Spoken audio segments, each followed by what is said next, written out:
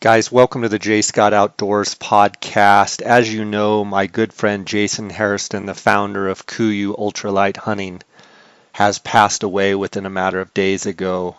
And the whole hunting community is in shock. All his family and friends obviously are in shock, and we're just so distraught about the tragedy that's happened.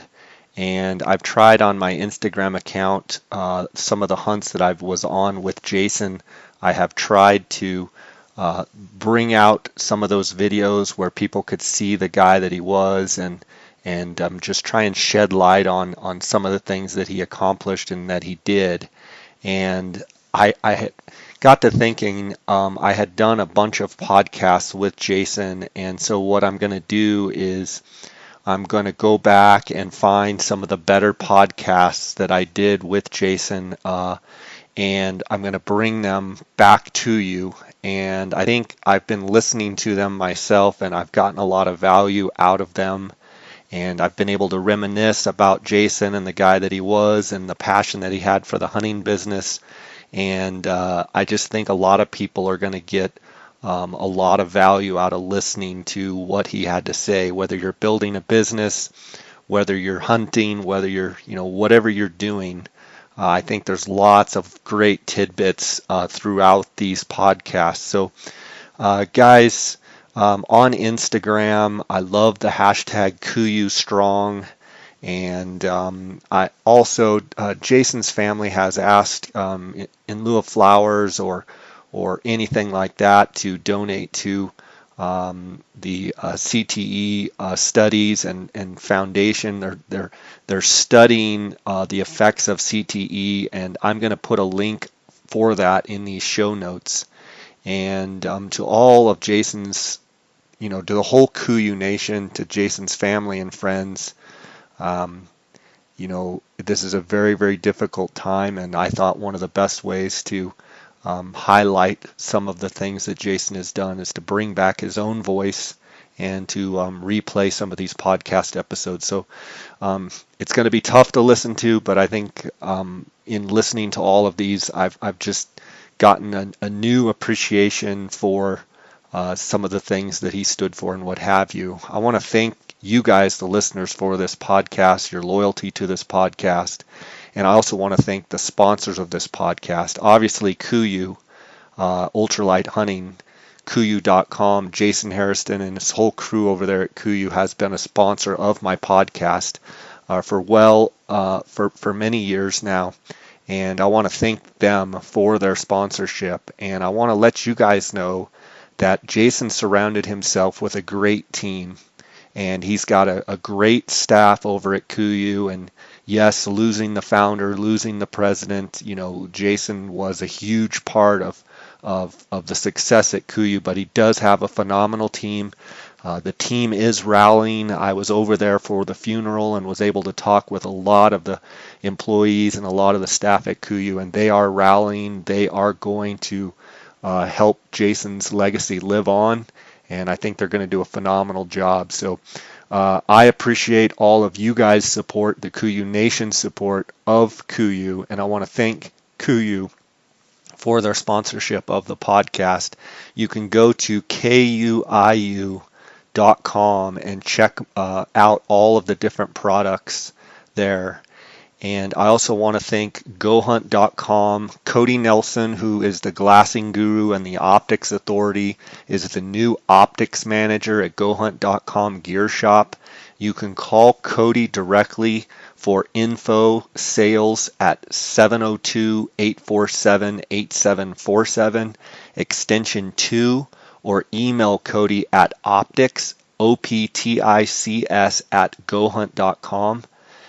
Cody has promised me that he's going to take care of the J. Scott Outdoors listeners, so make sure to give Cody a call if you have any optics needs, whether it's spotting scopes, binoculars, rifle scopes, tripods, etc. Also, Canyon Coolers. Use the J. Scott promo code to get a 10% off all Canyon Coolers products. Go to canyoncoolers.com. Canyoncoolers.com. Use the J. Scott promo code to get 10% off all orders. Guys, let's get right to these episodes, and I appreciate your support.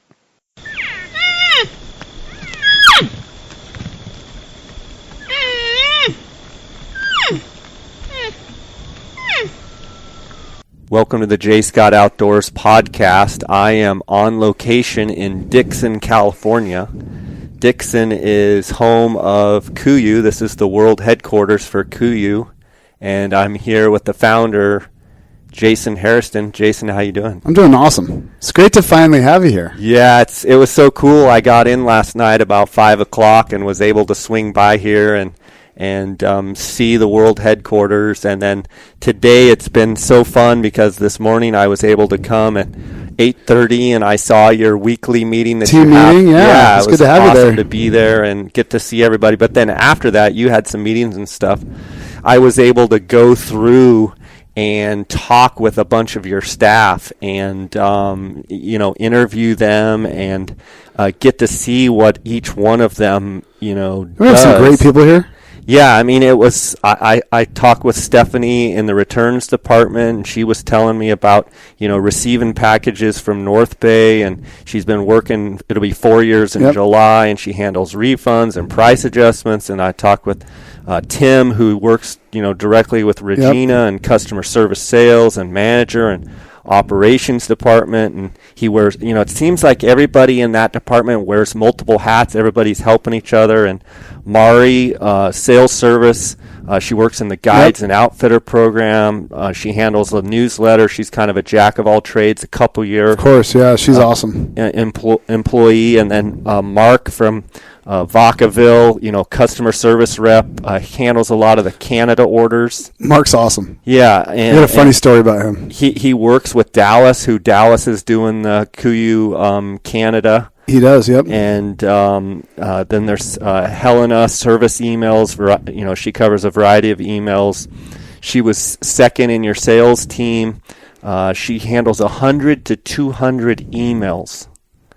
I know. Amazing. And Danny and Ellie work with Brendan and the guides and outfitters. They do such a great job. And then Jordan works with, sometimes there's lost packages. She does all the troubled shipments and just the challenging situations that can happen for a customer. We want to solve those things quickly. She's so good about that. Yeah, and then Anthony, man, what an energetic guy, and seemed very product knowledge. He's a student, absolute student of the game. Just seemed 100%. Like an awesome guy. And Jade and then Todd Harney took me.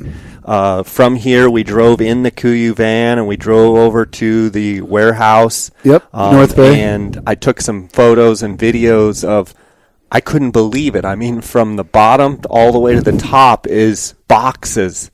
And I think we're in like 25 or 30,000 square feet now. Row after row after row. And I was, walking through, taking pictures, and here's Yukon, here's backpacks. I took like 500-600 pictures of pack frames. And then he goes, that's not, and I go, what? And he goes, look, and there was like another 2,500 of them. I'm like, oh my goodness. Isn't it amazing? Yeah. And to think all that's come in less than 6 years. Yeah, I mean, I don't know if Debbie or any of those people ever that showed you where we stared. No, I didn't see that. It's mind-blowing for me. I mean, we literally had one tiny desk station, and we had literally a rack that was something you could almost fit in your garage. That was KUIU 6 years ago. Yeah.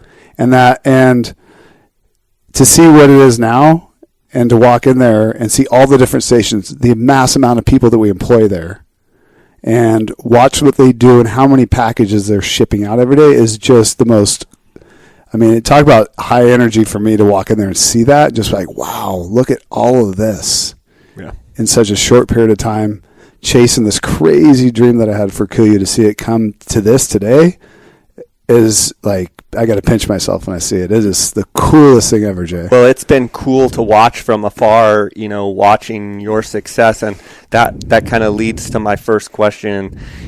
As fast as KUIU has grown, obviously the passion that you have for hunting is the driver behind that. And I want to kind of go back to the formulation of KUIU and what is the driving factor for creating the products that you do for KUIU? What is the backbone? What is the driving force? Well, the driving force behind creating KUIU the way I did, having built my previous brand and was I was just always frustrated that I couldn't make the best products. That the price points on the fabrics I'm using now I couldn't use. I mean, they're just 4 to 5 times more expensive. Okay. I mean, the Japanese fabrics from Toray that we use are amazing. I was introduced to them from a designer, Richard Sibrel from Patagonia, who was introduced to by Gore when they invested in Sitka. And Richard and I work closely together on some of the products that they still are using now. And he's the one that introduced me to Toray at Outdoor Retailer and took me through all their fabrics and explained to me why Toray is so amazing. It's their patents around how their fabrics stretch and recover. They call it PrimeFlex. And some of the different materials and membranes and DWRs and everything they did was the best in the world. And as Richard said, he's all, Jason, only problem with Toray, no, you can't afford to take this product to market. I mean, you're going to find it in ski jackets and pants that are $2,000 to $3,000. And that's really the only place Toray existed prior to KUIU. But, and watching the retail model restrict me and the deficiencies and lack of value they're adding at the time when everything happened at Sitka and I exited, that's what I was left frustrated with, that experience and the desire to make product out of Toray, my vision for a carbon fiber pack frame that I knew I couldn't make because of price and the retailers wouldn't carry it or sell it, that I had to really just change everything with this business to do that. And I always felt like if I could focus on making the world's greatest product, cutting no corners, and because of that, share it with everybody and explain to them everything I knew about the fabrics, the materials, the products, why we're making it this way, what a great factory looks like versus low cost factories, and share all that experience, all that knowledge that I was learning and had learned, and build the best of the best. This consumer direct idea may work. The biggest concern I had, as we've talked about in the past, is with a consumer direct business, you do a grand opening on your website, turn on the lights, website goes up, who's going to know about you, right? And who's going to trust you? Who's going to believe in what you're doing to buy that first product? And if that first product's great, then hopefully that person will tell somebody else about it. And that's a big challenge. And in business today, if you read anything and follow anything to do with business, you're seeing reports every single day of retailers either closing stores or filing bankruptcy. I mean, Gander Mountain, hunting retailer, 160-store chain, just filed Chapter 11. Yeah, Sports Authority. Sports Authority's gone. I mean, they're all in trouble. Cabela's needing to be purchased by Bass Pro. That's falling apart because rumor is Bass Pro didn't hit their were down in revenue last year, so the banks don't want to lend to make that purchase happen. That whole model's collapsing. I saw it back in 2008. I just felt like there was not enough value added by the retailer any longer, that there was something inherently wrong. My gut just told me that. And I didn't go direct necessarily because I felt like it was going to collapse, but just felt like there wasn't enough value added and the customer was paying too much for too little. And that if I went directly to the customer and made the best product in the world, that I would win over time. What I didn't quite anticipate is it would go this quickly, that we'd have this much success so quickly, because business experts that looked at my business plan and people I talked to about potentially funding this dream for KUIU, also the same thing. Interesting idea. You're going to go out of business before you get enough customers. But I circumvented that by starting blogging about the company 18 months before I ever launched. And I can remember watching videos where you were actually researching products and you were going to different places and you were being very transparent about it, which to once a week I posted a blog post for 18 months. Yeah, but prior to launch. From my perspective, watching it, it's like, okay, he founded Sitka, and now he's he's the founder of KUIU, and he's being so transparent about it. From my perspective, looking and watching you do all of that, I'm thinking in the back of my mind, if there was somebody else out there, he's being so transparent, they could just copy what he's doing. I heard it from a lot of people. And aren't you worried about it? Is this guy crazy for being so transparent? But in reality, what happened is you gained the trust of your customer because you were willing to give the information out there and not worry about the other guy. You were only concerned with what you were going to do. And what was best for the customer. And what was best for that product for the customer. And I knew also, because one thing I didn't announce early on was I was going to go consumer direct. All I did was talk about what great fabrics are, what good design is, what great products are. my vision for products, in engaging with the customer around that and listening to them and answering questions. I answered every single question on the blog for a year and a half before we launched. And I used to sit up at night till like 2 in the morning. My wife and Kirsten would be like, Jason, you're nuts. I'm like, every single person that asks a question is important that I answer it right now. And it still is. And, what I did know is the materials and fabrics I was going to use, no one could afford to use them and sell at retail. So I knew, even though I was going to lay everything out of exactly what I was doing, what I was buying, and why, nobody can compete with me that was currently in business that sold at retail. You couldn't do it. Right. And I knew that. And so I used that to my advantage.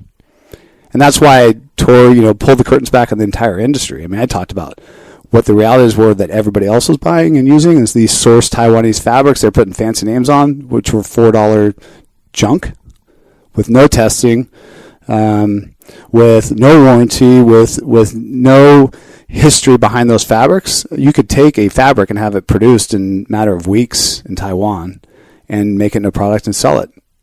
But you just don't know what the longevity of that fabric is. Right. That's why you see fabrics pill. You see why you see seams tearing. There's no testing or reliability in those fabrics. Just the opposite with what I buy from Toray. I mean, the Japanese are meticulous about every detail that goes in their fabrics, down to the raw material procurement. They have standards that are so freaking high, it's unbelievable. You know, I was privileged today to get to witness you in a meeting with Toray.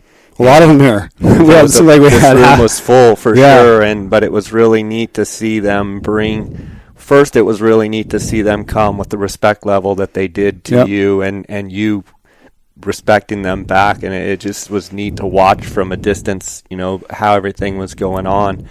But to see the amount of detail that you and your staff, as well as Toray and their staff, trying to come incongruent together to help, make decisions on future products and materials.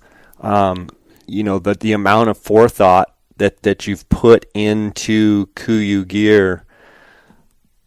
I believe I'm going to ask you, what is the reasoning for wanting to create such good stuff? I think it's because you want to use it.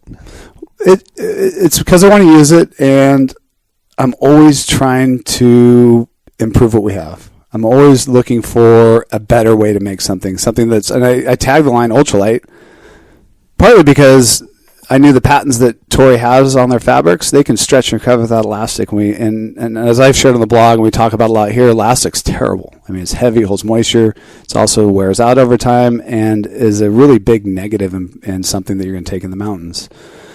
And I knew they had advantage in that. We took 4 pounds out of the layering system, if you're comparing ours to what I built at Sitka when we launched, and that was purely elastic, and we got a better performing product that weighed less. But it's that never-ending desire to continually look for new innovations that can make our products lighter, better, perform better, or solve a problem that we can't currently solve because of a new material or a new concept, right? And it's just that part of it fascinates me. Yeah. I absolutely love it. Like those meetings today is like sitting down with those new fabric innovations, and this is stuff that this relationship's gotten so good with Toray. We're now their largest customer globally. I have direct access to their entire development team, all their scientists, and we are sitting together as a group now, working to solve the smallest problems now we're facing in the mountains and continue to evolve and push our products further than ever before.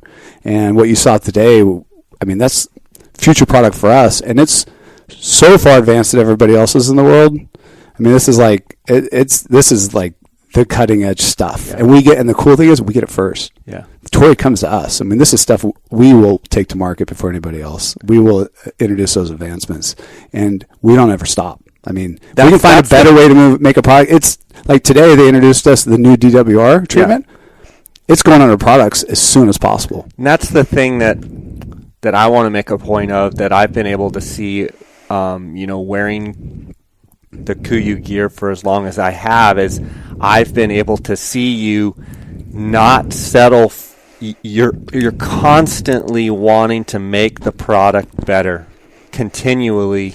And I think it would be very easy for someone in your position that has built a company like this and kind of sit back and rest on your successes. But what I see from you is actually the opposite. I see someone that is constantly willing to say, you know what, this product's great, but I can make it better, and continue to strive to make each piece of your gear better. And this business model allows me to do it really fast. If you were in a retail market, you bring a product out that needs to be in that retail market for a certain period of time, or the buyers go ballistic.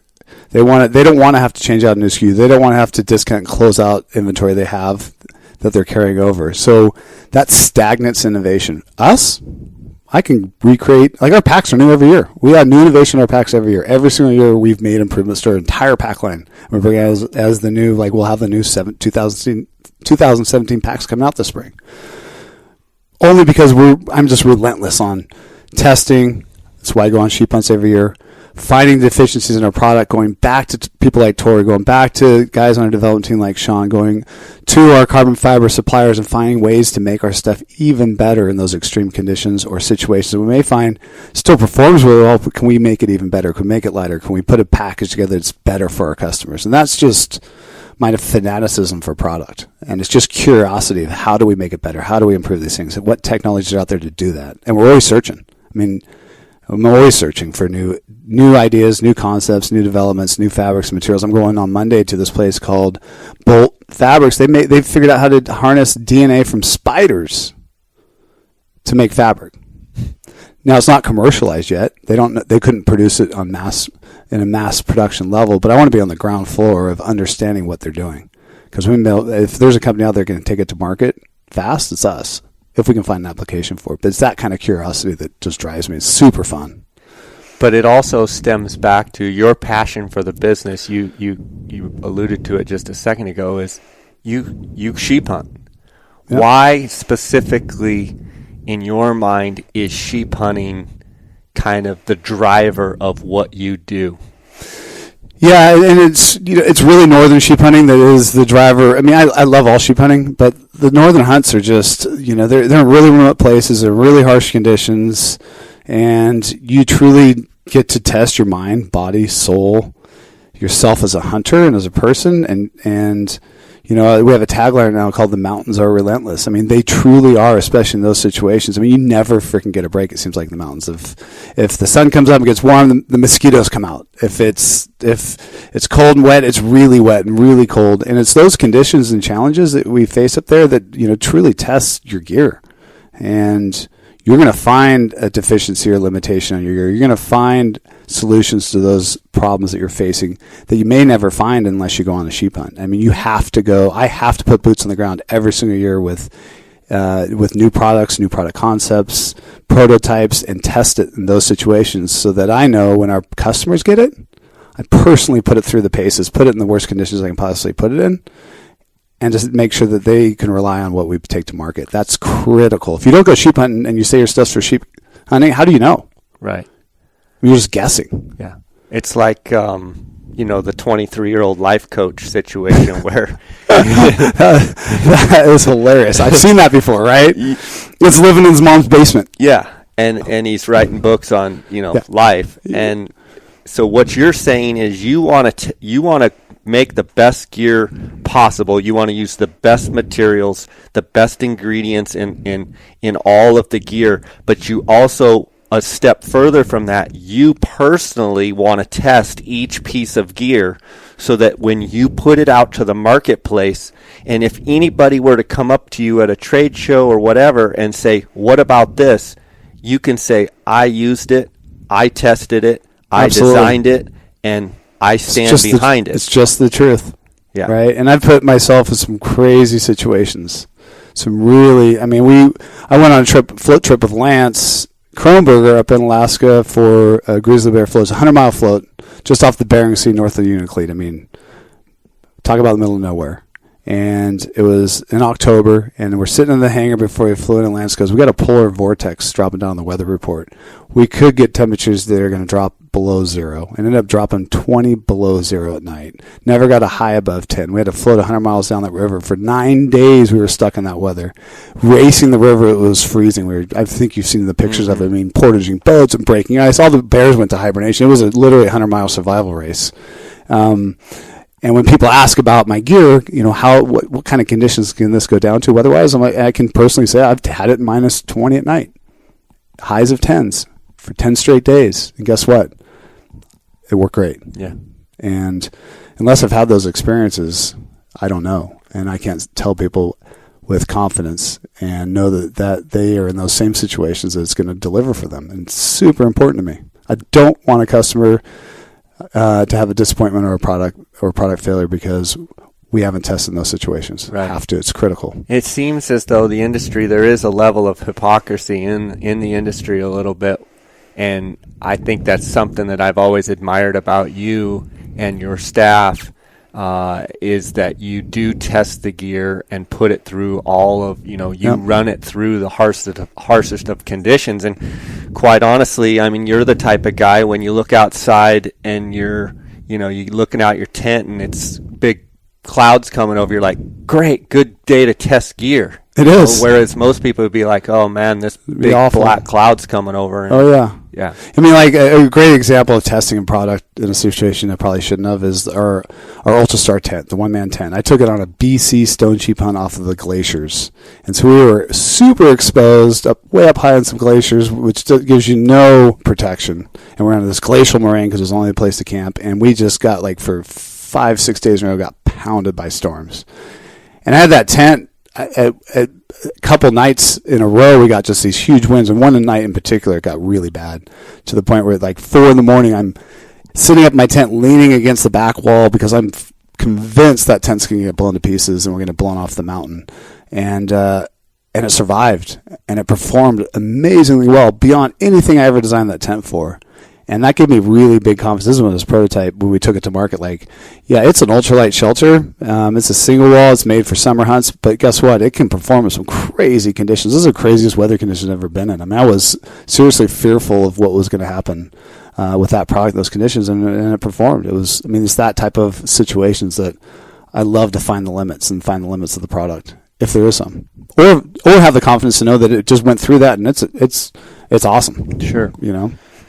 I want to ask you, today being here at the KUIU headquarters and getting to meet a lot of your staff, there's a whole level that I see here in Dixon, California. Population, I think I saw a sign, 16,000. They're not very big. And, I mean, there's 40-some people or more that I've seen that it's job creation here in the U.S. Yep. It's job creation in your home state, in your hometown. Yep. What does that mean to you? It means a lot, and it's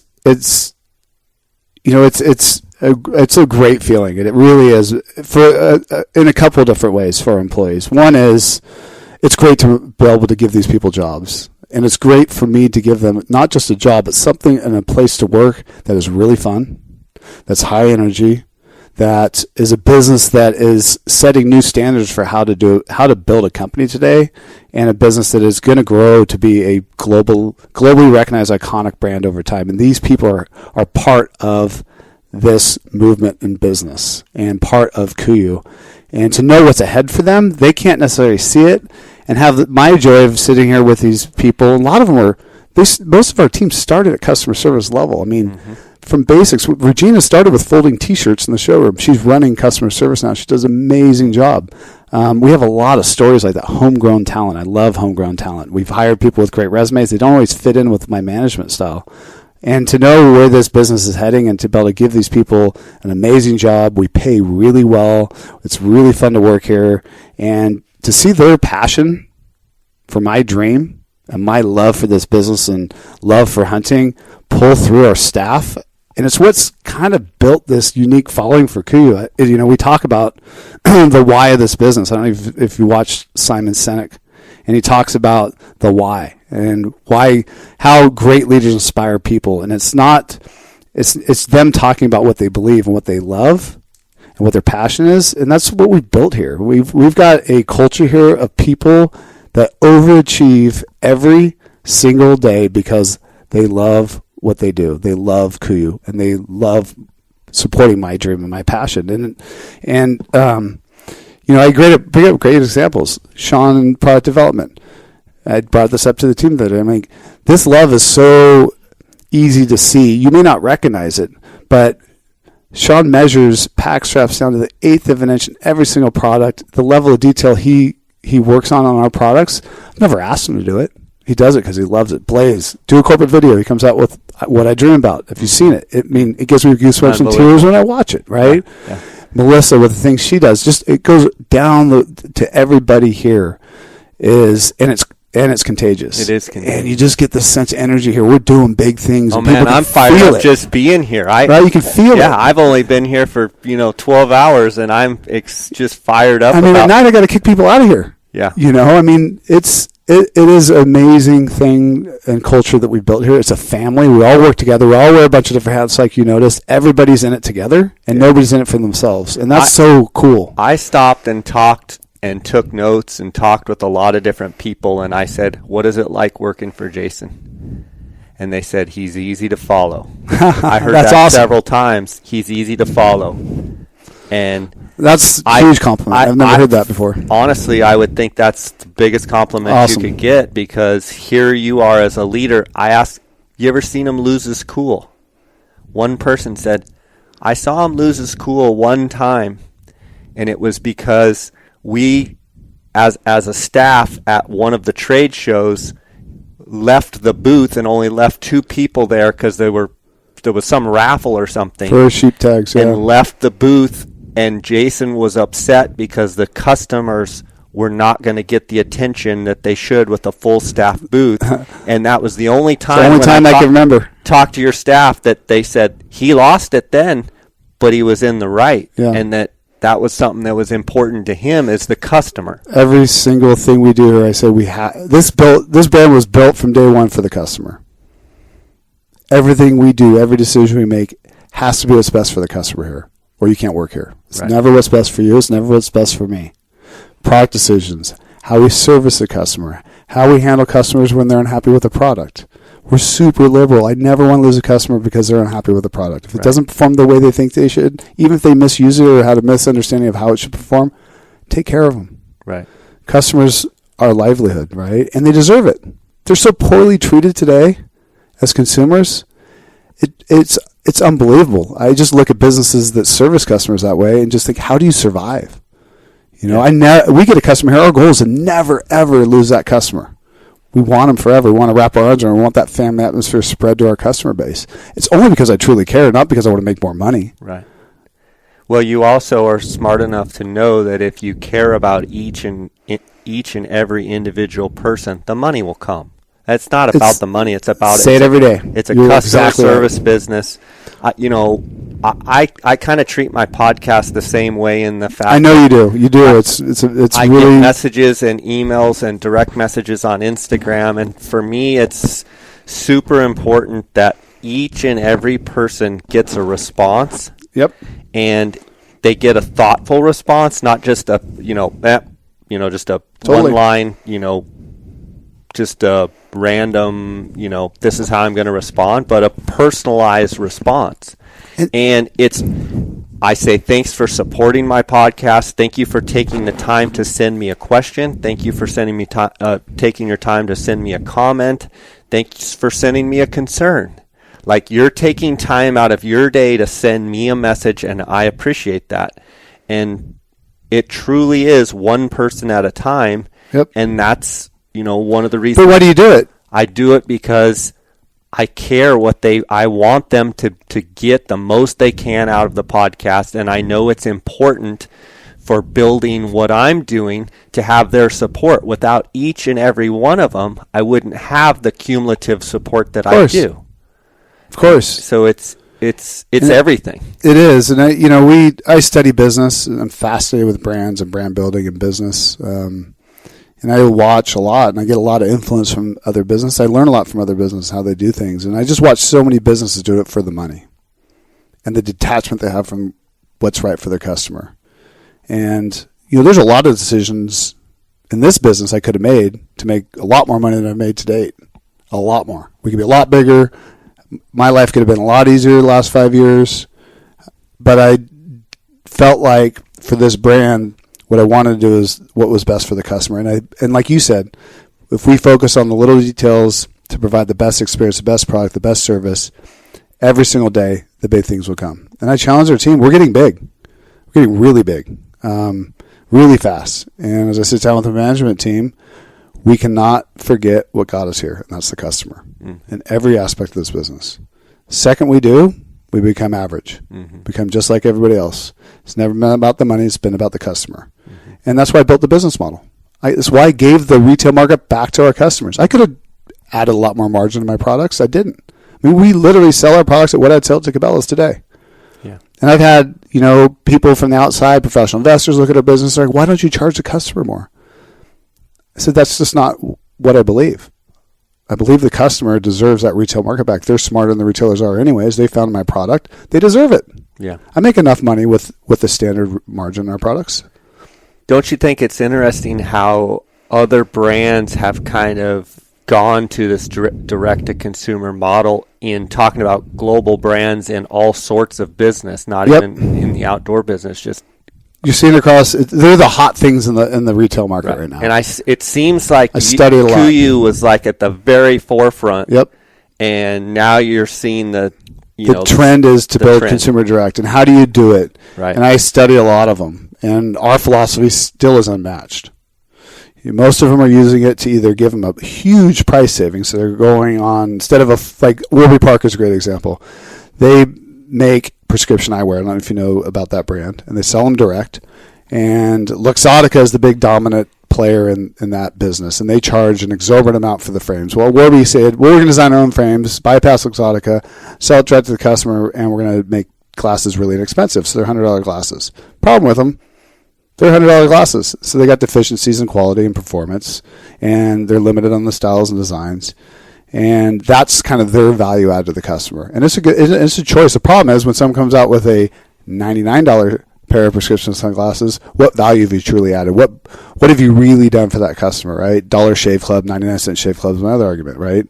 And this direct-to-consumer idea, they're trying to take advantage of, trying to figure it out. I did it just so I can make the world's greatest product and gave the retail market back to the customer. So we're adding a lot of value in a lot of ways as far as just amazing product that is unmatched before in the collection of materials we put together with it, and then giving to the customer at such an amazing price for what they're getting. Yeah. And that's allowed me to build this, unlike any other consumer direct brand, with hardly any money to market. I've relied on the customer selling it for us. And that's truly, I believe, the correct way to build it. It's a slower way to build it. It'd been a lot easier for me to go raise a lot more money at the beginning. To be able to house a lot more inventory. House more inventory, a lot more marketing, and then worry about profit once we get to huge scale. And that's what most do. I built it the slow way, the hard way, the organic way.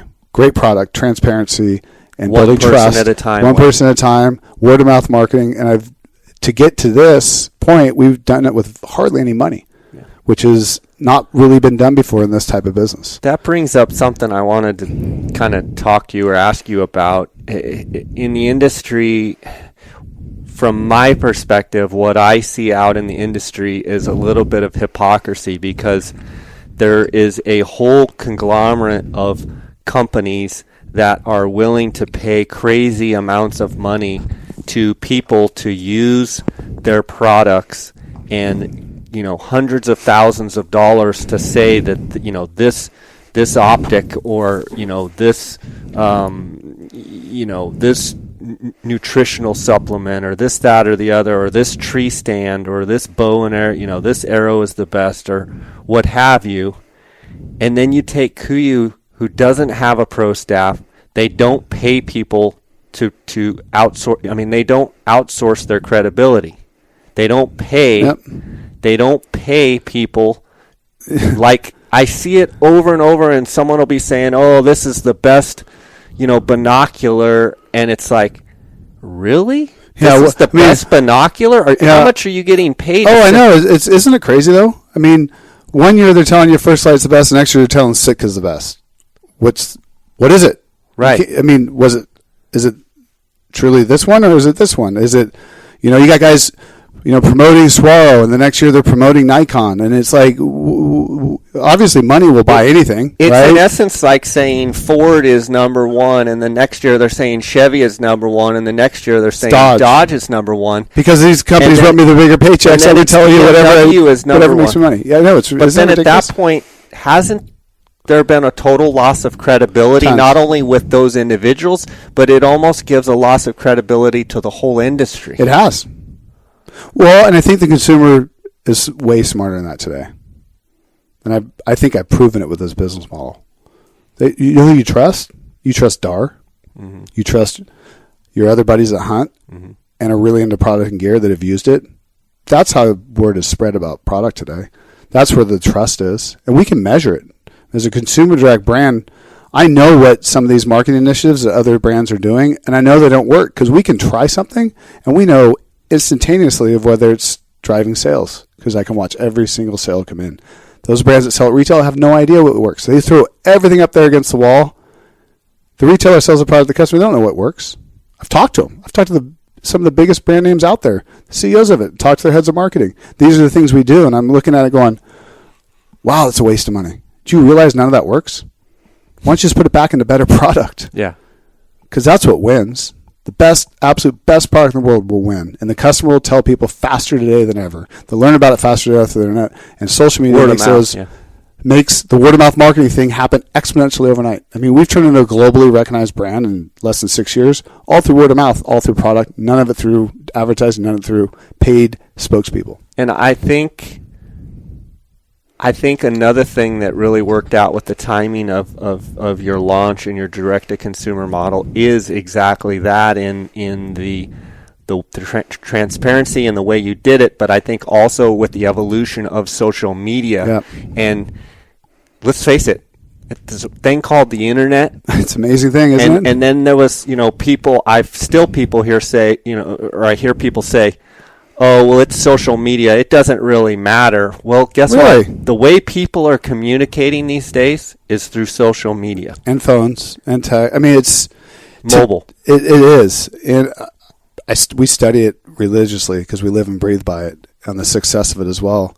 And really what we're competing for today is time. I mean, time is the most valuable commodity of people today, especially with the phone, the smartphones. You never get a break. People's attention and time. Do you enjoy getting a phone call when you get a text? No. I'd rather get a text. I'd rather get a text. Yeah. You know why? Because then it's up to you when you get to respond. People don't like to be interrupted anymore. But they want to decide when they get the information. They want to decide when they return a message on a text. They don't want to be interrupted, right? And interruption marketing is totally dead. It pisses people off. It doesn't work. People don't want it. Right. And we get to see the results of it directly because we can watch what we do. And it's up to the consumer. Everything's up to the consumer today. They own their experience, their day, their time.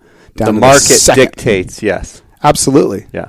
But these brands that haven't figured that out, I watch what they do, and they're just totally missing marketing today, which is all about the customer and all about their time.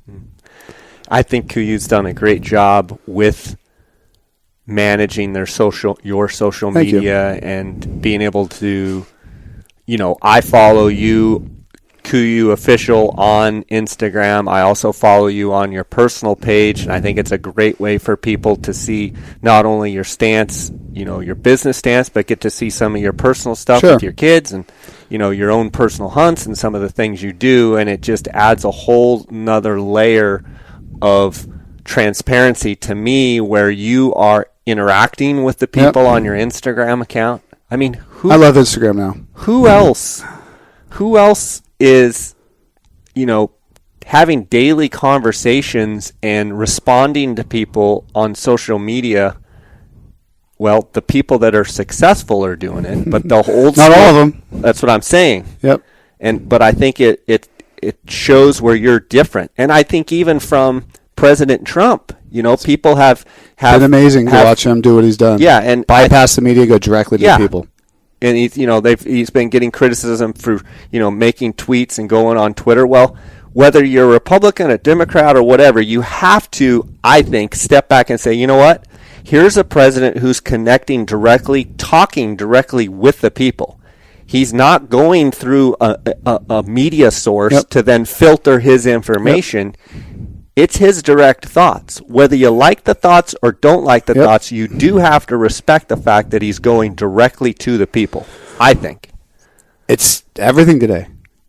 You got to go. You have to connect with the people, and you have to talk about what you believe, and then the people then can decide to. Then you're going to attract the people that believe what you believe. And the people can decide whether they believe you or not. And trust, transparency, honesty, all that goes so far today. And social media makes it, so granular. You can learn about, my life and what my days are like and what things I'm doing. I think when we look at social media here is, and how I look at it is, and what's so great about it today, the customer can decide how deep of dive they want to drive into a brand, right? And we talk about it here. If they want to know a little bit about the brand and get a post once a week, it's our blog. If they want a deeper dive, it's Facebook. They're going to get, 5 to 7 posts a week, maybe once a day. KUIU Instagram, they're going to get 3 to 4 a day. They want to dive deeper into the brand, they can follow me and learn more about what I do and the inner workings of my day-to-day and what I do in my life. And it gives them the opportunity to engage the brand that they choose to engage in the brand versus interruption marketing, which forces it on them. Mm-hmm. And people don't want to spend the time to be interrupted anymore. It pisses them off. Yeah, I agree. Great time to be in business. I tell you, for where we are positioned as a brand right now, it's like we have the whole world in our hands. With the failings of retail, the brands in retail all are down in revenue, and we're growing like crazy. And I feel so fortunate to have figured out how important it is to connect with the customer, listen to the customer about every aspect of their experience, and on products we're in development, to know what they want and to communicate with them. It's the future. If brands that haven't figured that out yet are all in trouble, and a lot of them right now, they're so stuck in the old way, they have no clue how to do that. And how powerful it is. And the crazy thing is you can connect directly with your customer with less money now than you've ever been able to. It's free. It's called the internet. Time, a lot of work, but it's free and it's powerful. Right. And it's meaningful, and it's what customers are trusting today. Yeah. And thank God for it. I started this business in 2009 with a blog. This is before even social media was even a word, I think. And I didn't know what it was going to do, but I tell you what, I learned a lot. And then the progression of it with, Facebook and Instagram and now Snapchat and all these other aspects of it, I just feel so fortunate to have built this business through that, because it's the future business. It's today's business. And those that haven't figured out are all way behind the 8 ball. Thank God for me. I feel very fortunate to be in the position we're in. Absolutely. The world tour. Yeah, you guys are going to have awesome. You're going to have your garage sale here. It's going to kick off the world tour at our annual garage sale. Yeah, and then kick it off. Tell me about the world tour. What is it going to be and why? So I don't know if you saw the renderings in Pat's office, but it's it's a semi truck with a 18-wheel trailer on the back. It will turn into a 900 square foot pop-up showroom. So the sides pop out, and it has all the merchandising inside of it, all of our full product line, and all the sizes. And it'll open up. We'll have a big awning out the outside, and we are going to hit 27 cities starting May 20th. I think we finish it towards the end of November. It's going to be pretty much a western swing of the United States. We call it a world tour because that's where it's headed eventually. And I think we go as far east as Kansas City, and I think Houston, Texas is the furthest east down in the south. And we're going to make stops every weekend. We will have a 3-day stop in a different city, and we'll hold a KUIU event there. Obviously, people will be able to come in, try on all the product, learn about the products, learn about what makes us special. We'll do clinics and gear clinics and pack clinics and how to prepare for hunts, and gear experts to help people get set up on gear lists. And we'll be showing some of our films from our film festival that come out shortly. This has been a huge success on year 2. It's amazing. And create a really cool event around KUIU. And we'll be using our existing customer base in those markets to help tell friends and bring friends there as well. And reaching out to the local conservation organizations to come and bring their members to help support it. And what I'm really excited about, Jay, is we've seen it. And you've seen it when we do the consumer trade shows like SCI or Wild Sheep, and the amount of enthusiasm, amount of people jammed in our booth for 4 days. And also in working those booths to watch somebody come into KUIU for the first time and say, I kind of heard about it. What's the difference between you and this brand or you and this brand? And to be able to show them and hand them a product, have them touch it and feel it and get it, and then make a huge order and then become a lifelong customer of KUIU. That's the experience I'm really excited about, because there's a lot of people that have never touched and felt our product that want to, they haven't ordered, that we're going to be able to give them the full KUIU experience that we can give them at a trade show. So just to be clear, this semi, in essence, is going to have all the gear, all the sizes. So, I mean, they can try on everything. Absolutely. They can touch, feel, everything Try it on, is. load up a pack, carry weight in our packs, take them for test hikes, get a full-blown experience of what our product line is, get fully layered up, and we'll help them get totally set up for any hunt they're going to go on. They can get all their sizing down. They can place an order with a promotion. They'll get a discount for ordering it there. It'll be set up like the trade shows. We'll take orders. And we'll do giveaways and drawings and promotions and, thanking customers for coming out and doing some special things that we'll do only at the World Tour stops. And I can't wait to see the reaction to it. Plus the semi trucks, you should see it. It's beautiful. It's cool. It's all wrapped in KUIU. And going down the road, the company we're working through, it's going to get seen by, they ran the math on 12 million people will see that truck over the next 6 months. That's really cool. I know that's going to be a big success. Where can people find out where the tour is going? When are you going to release that? So we'll have a lot of information coming soon. We have a whole section of our website dedicated to the World Tour with a map. We have live tracking of the truck on the map. You'll be able to see where the truck is, where it's going. It'll have the locations, the dates, the times, and it's going to be lots of information on that. We're running ads in all of the magazines coming up this spring with information on the tour and the locations and dates. And I'm really excited about it. It's just kind of another layer of customer service, bringing the product out to the customer which they've asked for. And instead of doing it through retailers or instead of doing it through us opening stores, this is a great step to taking that product closer to the customer, which I'm really, really fired up about. I know a lot of customers ask, are you going to create a women's line? And I want to know, are you going to create a women's line? Right now, no. And it's not that I don't care about women. I think it's fantastic that women like to hunt. I think it's fantastic that they get out in the field. And there's some amazing women hunters. And I'm seeing a lot of them wearing KUIU too. They do. They love the fabrics. They love the feel. They love the performance. No one knows apparel better than women. They get what we do. They ask for our product in women's, and we get a lot of requests for it. I've just done for me in business, I have to be really smart about what I go into. I've run the math on rolling out a women's line and the amount of SKUs it would take, the amount of sizes it would take. It's just under $2 million investment for KUIU to go into women's. I can't keep the men's in stock yet. Right. That's been one reason. The other is, I've talked to buyers that sell at retail and they carry all the women's products out there for hunting. They don't sell very much of it unless it's on discount.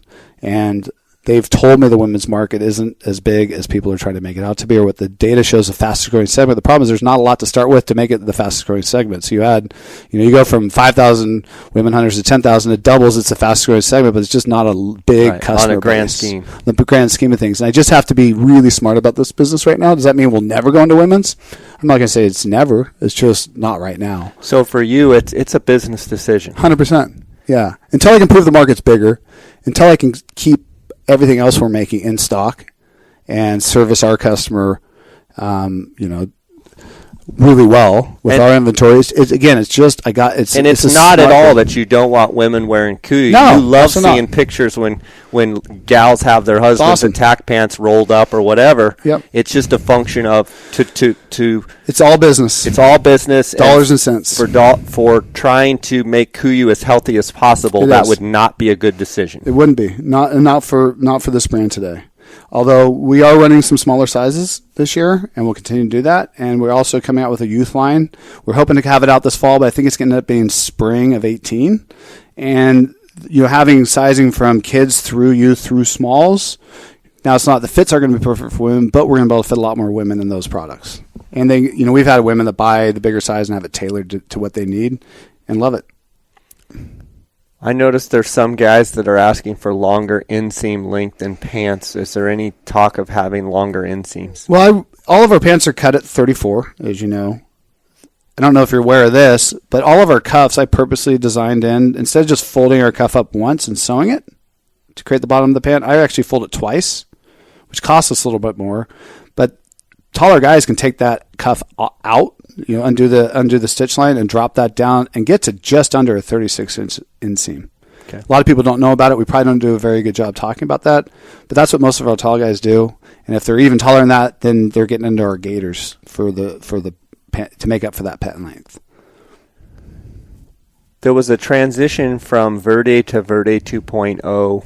What created that transition? Why did you do it? We're never satisfied. We're always looking to improve. And, I study our patterns in the field, and I study them and how they look and how they're functioning. And had just come up with this concept to just evolve Verde 2.0. I work with a graphic artist and came up with what it is today, and I really wanted to open it up a little bit more, have larger sections of the solid color versus the contrasting lighter colors. I wanted to add gray in and wanted to add black in to give the contrast a little bit more richness, and that eventually evolved to where Verde 2.0 is. And you've seen it. It's beautiful looking. Yes. It's fantastic in the field. It's really versatile, and the response to it has been just absolutely overwhelming. I love it, and the customers do too. Jason, what I hear from you in going to the direct-to-consumer model was that you were able to actually make ingredients and materials in the product that were actually better than the competition, way better than the competition, and that if you had to offer it in the retail, the price would be so super high that you would be priced out of that arena. But what you have been left with is being able to go directly to the consumer. Your materials and the ingredients in the products are far above the competition. Yep. Not even close. And it's easy for me to sit here and say that because I've used the product since you started. But from your perspective, why are the ingredients, why are the materials better? It's a great question. How are they better? Sure. Just on the pricing structure, double our prices, and that's retail price for us. So in other words, just to be clear, if you're saying $200, it would be $400 retail. So our attack pant is what is it? We sell it for $140. It's a $280 hunting pant at retail. Our Yukon jackets, just under $800. That's retail price for our product. A lot of people, and I probably do a poor job today of making sure that's really clear. We did it very early on with the early adopters on the blog. We talked a lot about the retail model, how it worked, how markups work, and we have that on the business model, but I don't know that we do a really, really good job today, especially with new customers, educating them around this. Take our prices and double them. Our packs are $1,000 packs. Our sleeping bags are $1,600 sleeping bags. Just to be clear, that's not the price, but if I sold to retail. If you sold to retail. We sell at our customers at wholesale prices. Right. We've always done it. That's I think been a big part of our success, is the fact that we can deliver such an amazing product at wholesale prices to our customers. To compare it apples to apples to competition, if you're basing off a price, you're missing 100% markup on our price to understand really where the true price of this thing is if you're going to compare it on a price basis, apples to apples. And that's a bit, and because of that, it allows me to work with only the best of the best in the world. And through the process of leaving Sitka and launching this brand, almost 2 years I spent researching and studying materials, factories, finding unique craftsmen at what they did, down to the smallest details that went into our products. I probably could have launched this brand a year before I did, had I not decided to take this route by just sourcing fabrics, putting a product line together, and going back out to market. And I could have brought a product line out similar to what I produced at Sitka for half their price, but I decided I wanted to take it up and build the stuff I couldn't build there because of price. and to just focus on the details and focus on the materials and continue to innovate with this brand versus just doing a price advantage by going direct. And that's a big difference for us. And so Toray is my favorite example. I mean, I literally built this brand because I knew about Toray and I knew about all their advantages. And one of the things about Japanese and how they do everything, I don't know if you know a lot about their culture, but everything is process driven. Everything is set up around quality standards that they will never vary from. And because of those quality standards, because of these processes, and because of their culture is really interesting. So, for instance, if they're coming out with a new product, it has to be gone through a process with 5 different people within Toray before it gets approval to go to market. And they do that for one reason, because the family name is so important. And if any one family name is tied to that product, that's one person that approves it, and that product fails, it's a disgrace to the family name. So because of that, 5 different people have to all go through the same testing process to sign off on a product before it can go to market, because they don't want one family name to be on it. And because of that, you get this meticulous quality, you get this meticulous craftsmanship, you get these really high standards that never deviated because you got to pass through 5 people to approve it. And that process is what makes Toray so great at what they do with fabrics. And they're also very meticulous about working to continue to improve, never resting on what they currently have, and always finding ways to make stuff lighter, better, perform better. And what's so cool for me now is, as this business has grown and KUIU has become their number 1 customer in the world, I now have access to go to Japan, to work with their scientists, to go work with their fabric developers, and work with them, really directly and intimately. You saw them, the people here today. Yeah, it was amazing. And talk to them about ways to improve our products, ways to solve problems that the laboratories are saying that the fabrics shouldn't have a problem in, but the real world in Alaska in a really bad storm, busting through brush for 8 hours, will find that you can't find in the lab. And they're willing to work with us to solve those problems, improve their products, and they're relentless about it. And you saw some of that today. And that relationship is one that only comes through a lot of respect and reciprocity, and truly not just doing business with them, but it's understanding how to do business within their culture. And it's so different than what we have in America. I love it because it's like old school business. And the one thing I learned is you got to be really patient. No matter how much you jump up and down, yell and scream, well, that will hurt you doing business with the Japanese. They're not going to break their processes and deliver something to you faster just because you need it. You just have to plan for that. And that's a big learning curve, because to work with Toray, we have 1-year lead times on our products. It takes that long for us to take a product order to deliver on average. That's what we plan for, because that's how long the processes take. It's because their quality standards are so high, they reject so much raw material called grage before they ever get to fabric, that it takes that long to produce the raw material to get it approved, to get it to fabric, to get it to market. So some of these materials that we were looking at today that I had the privilege of just sitting and watching Were they awesome? Do your work, incredible. Those may be a year away. If I place an order today, we can't plan on having them until this time next year. Okay. Now, they may beat that a little bit, but that's how we plan with Toray. Right. But it's not like it just... Let's back up. Toray's not just some fly-by-night company. This is a powerhouse. It's the best in the world. $20 billion Japanese business. Now, they're in lots of different things. What's great about Toray is their foundation for their business, where it was founded, was they were a chemistry company that made chemicals. So that's how they approach everything. And that's why they make things that are so much better than everybody else. It starts from chemistry and works its way up. What everyone else does, they just try to figure out what Toray's doing and then knock it off in a cheaper way. But they have no process, no quality standard. They don't have the quality standards. They don't have the foundation for what Toray did to get to where they are. So they're just cheap knockoffs. And Toray is by far the standard of the top of the standard. I mean, it's what they all aspire to be in technical fabrics and materials. And it's not just with their fabrics. They also have the most breathable, stretchable membrane out there. You saw some new membrane concepts today, and those are super cutting-edge ideas and concepts that we're looking at today. I mean, never been invented before type of stuff that's pushing the boundaries. And that's the stuff that's really cool that Toray does. Their nanotechnology on down feathers. I mean, I've tested all of it. There's Toray, and it sits up really high above the quality standards of everybody else. And that for me, that's just the stuff I totally geek out on. I love that stuff. Listening to you tell the story about Toray and how you've taken time and you've had to be patient to build a relationship, to build a trust between you and them and you, is it safe to say the best is still yet to come? Oh, yeah. I mean, it really is. I mean, seems like you've just cracked in. Well, it's been a process. I mean, what was so cool about KUIU and Toray?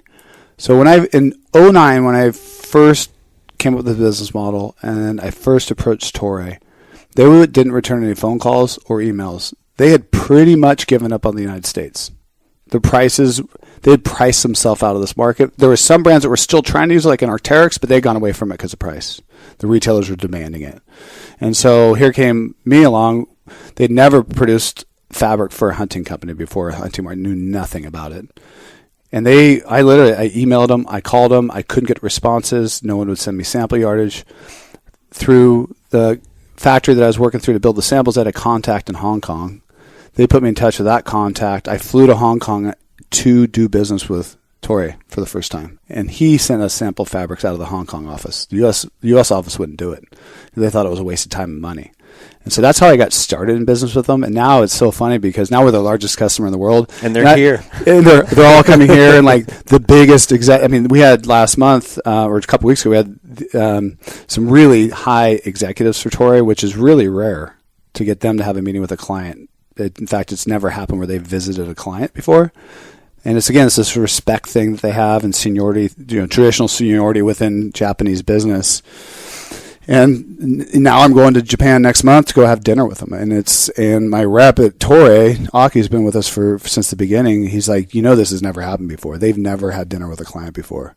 And it's really cool for me to do the right thing, build a business model for Toray, fight to even become a customer and to take it where we are today. And then now to be able to work with the teams there to develop new innovations and technologies to do and have meaningful relationships with the highest executives there, to me is it's awesome. It's awesome. It's neat to see all the hard work start to pay off and build it. Now we can start moving that needle further and further and further. And that's what's exciting for me. That makes me think of something, and this question may blindside you. I'm going to ask it anyway. It seems as though there's a bunch out there that have this, why doesn't KUIU make their product in the United States?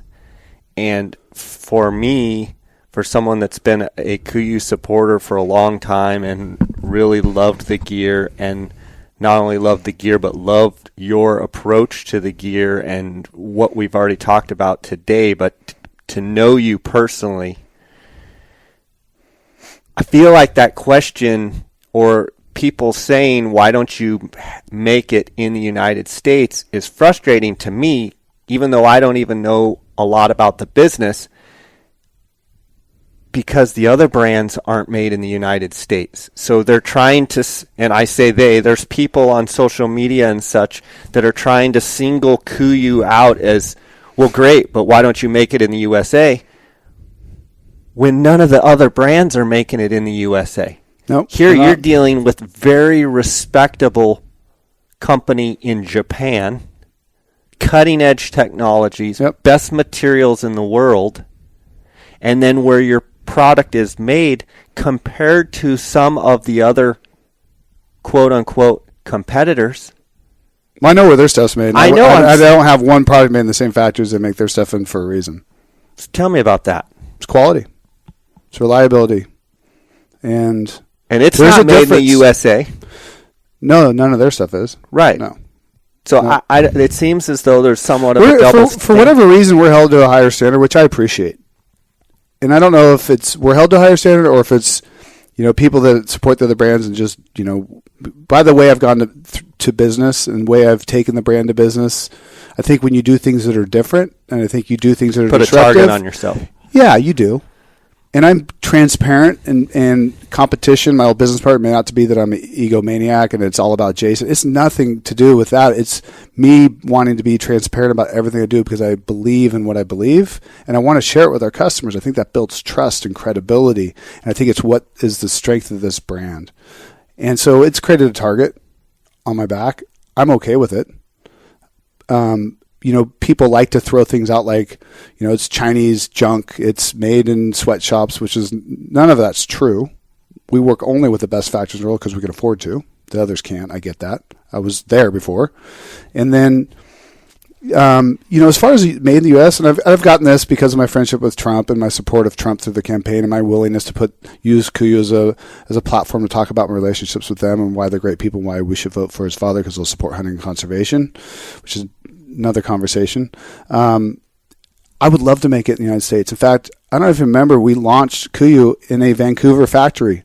I wanted to make it domestically. I couldn't even make it to start domestically because the factories that I needed to cut and sew the way we cut and sew, to have the equipment to cut and sew the way we cut and sew, to do the seam taping, you couldn't do it in the United States. Regulations kept the certain types of heat set glues that we use in our rain gear. You can't do it here in the United States. And so we had to go to Canada to do it. The Canadian sewing production facility we worked there had 6 sewing lines. Within the first year, we had a 1-year waiting list in our pants and our jackets. People were screaming bloody murder. And I knew I had to go overseas for production. And people say, well, you did it because you got a price advantage. We didn't get a price advantage. We absolutely did not. You did it from a functionality standpoint. We didn't go to low-cost providers. Our costs in Asia came in a little less than what they came out of Vancouver, but we had duty rates on top of it. Some of them being as 30%. So we actually lost money by moving to Asia because of the factories we chose versus low-cost providers. But we were able to start to chase some of the demand and start to get to where we didn't have a 1-year wait on our products and start to service some of that demand, to service our customers better. And we didn't have a choice. I would love to produce in the United States today. There's no facilities here that can produce our products. And there's no facilities here domestically that could keep up with the capacity that we have and the growth that we have ahead of us. I've talked to lots of people about this. If Donald Trump is serious about raising duties and taxes and penalties for business for importing products, to try to force companies here, it's going to be really challenging because for our industry, they don't exist. So we can't just move production here, and those costs will get put back onto the customer if that's his strategy. I don't believe it is because he's a really smart business person. I think his focus really is to keep the jobs here that can be here and move jobs back here that have the facilities to support those jobs, versus just hammering businesses like ours because we have no choice. The next thing I want to ask you about is something that I really respect, and I just want to talk to you about it, and that's your level of willingness to be giving to conservation, and specifically conservation that is directly related to hunting. Yep. And you have recently purchased the California Desert Bighorn Sheep statewide auction permit. You have done this cool? Personally. Yes, I did. Okay, so this is Jason Hairston personally buying the California auction tag. One of the things that strikes me with this is you could go and pay a quarter to a fifth of the money. Absolutely. You could probably go to Mexico and probably shoot a bigger sheep. On Tiburon? Yeah, I have a lot better odds. And you could probably go kill 5 sheep for the amount that you paid for the California tag. Absolutely, I could have. And you have received a little bit of criticism from that. Again, me being your friend, someone that I've known for a while now and respect and have hunted with you and know how hard and just know how your philosophy is. I know that you're not really trophy mind oriented. You're adventure oriented. Absolutely. You don't base the quality of your hunt on the size of the animal. You base it on, isn't this a great trophy? It's phenomenal. Not what does it score? Not saying you haven't had things scored, but I've hunted with you. I've been side by side looking at animals with you, and I know how you are. And then to hear you catch a little bit of flack over buying the California statewide tag, first question I would ask you is, why was it important to you to buy the California statewide tag? There's several motivations behind that. I think, having grown up in the state, built a company designed in and around sheep hunting, and sheep hunting is obviously very important to me, and the challenges and rigors that come along with that. Obviously, the Grand Slam is an accomplishment I think every sheep hunter hopes to accomplish someday. To be able to finish my Grand Slam here was one reason, but not the biggest reason. To be able to do it in my home state is special. And the desert I'll be hunting in is not far from where I grew up. It's about an hour and a half south. So that's going to have some meaning for me. But really, if I went and bought a hunt in Mexico, none of that money is going to conservation of sheep, not going to habitat, not going to guzzlers and biology and sheep counts and relocate. I mean, that money's just gone, and it's even gone out of the country, right? And I felt fortunate to be in a financial position to not only realize a dream, but also to do it in a way that gives the money right back to my home state. 100% of it goes to conservation of wild sheep in California, the studies of it, areas to open up and produce more tags, because there's a lot of sheep in our state that haven't been surveyed yet. That money will go to that. That money is going to go to adding more guzzlers, expanding habitat and protecting wild sheep in California. And that's super meaningful to me. I mean, I've always been a big supporter of conservation from the time I was a kid. My dad and I have been going to Wild Sheep Foundation conventions since the 90s in Reno. We've gone to, Rocky Mountain Elk Foundation. We've been members for years, well before I got into the business. I launched both my companies at the conservation's national banquets at Wild Sheep, Rocky Mountain Elk Foundation. I've always given tons of product back. We've also written checks, made large donations and large contributions in my businesses for the last 12 years that I've been in this industry, and we'll continue to. We don't give back to the resource, especially as a business, and especially personally for me. Hunting's given me everything in my life that's special. It's been my connection with my father. It's my connection with my son. It's been my connection to the outdoors. It's been my medicine at times when life's been really challenging. And it's so meaningful to me, and it's given me so much in business and life that I want to get back to it. And that giving money towards conservation, it does so much for the wildlife and habitat we love, but it does a lot for me too. I mean, personally, it feels really good to do that and be in a position to do that. And like you said, a lot more inexpensive ways to finish a Grand Slam than what I did. I just felt honored to have the opportunity to do this and to give back to my state, back to sheep that live in there not far from where I grew up in. Yeah, I just think it's really cool to know what they're going to do with that money. It is. And to be able to do it in your home state, where your dad started you hunting, where your dad still resides, which, by the way, I got to meet your dad at SCI and have dinner with him.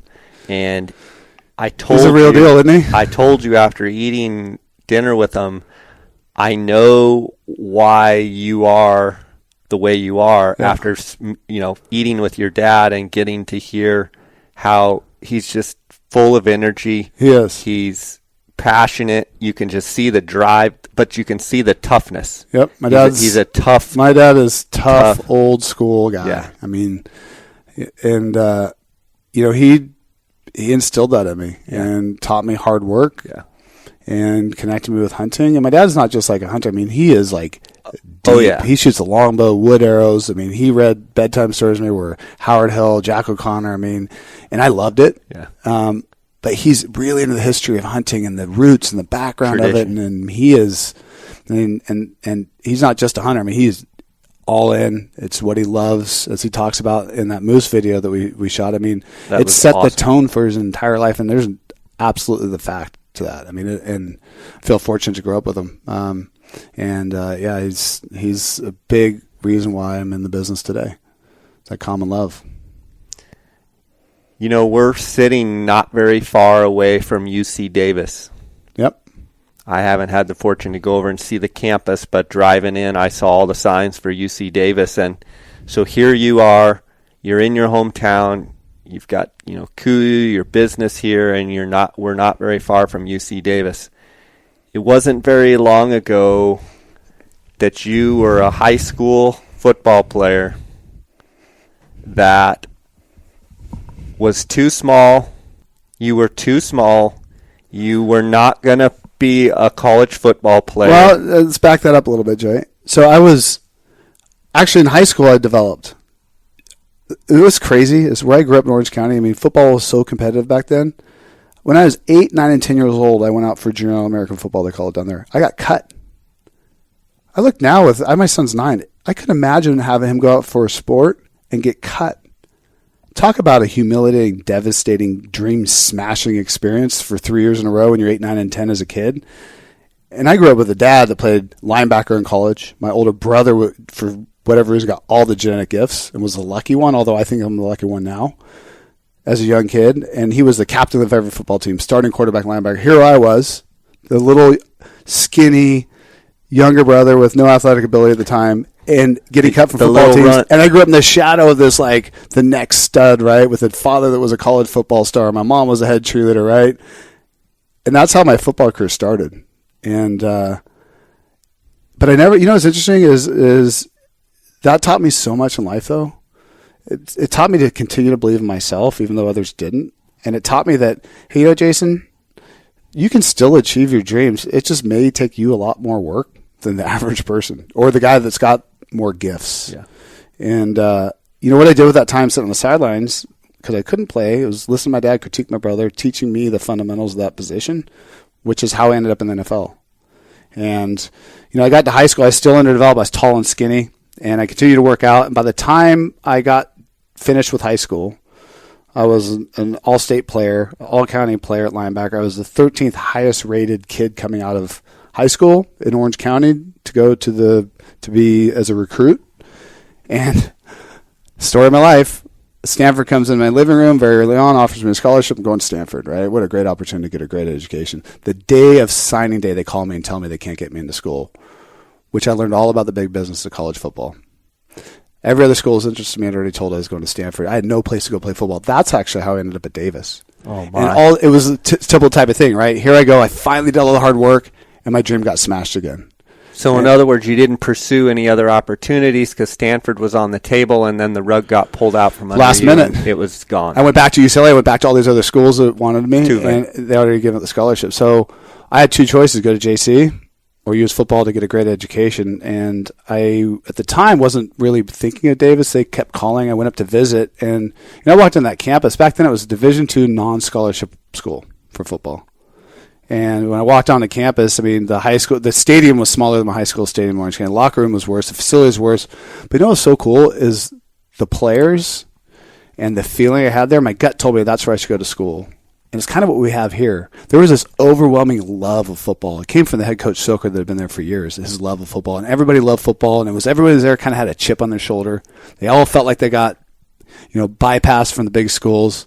And because of that, it ended up being the best choice I ever made in my life. And my gut is the only reason why I went there, because everyone thought I was nuts. Like, Jason, you should go to JC for 1 year, go to USC or go to Cal.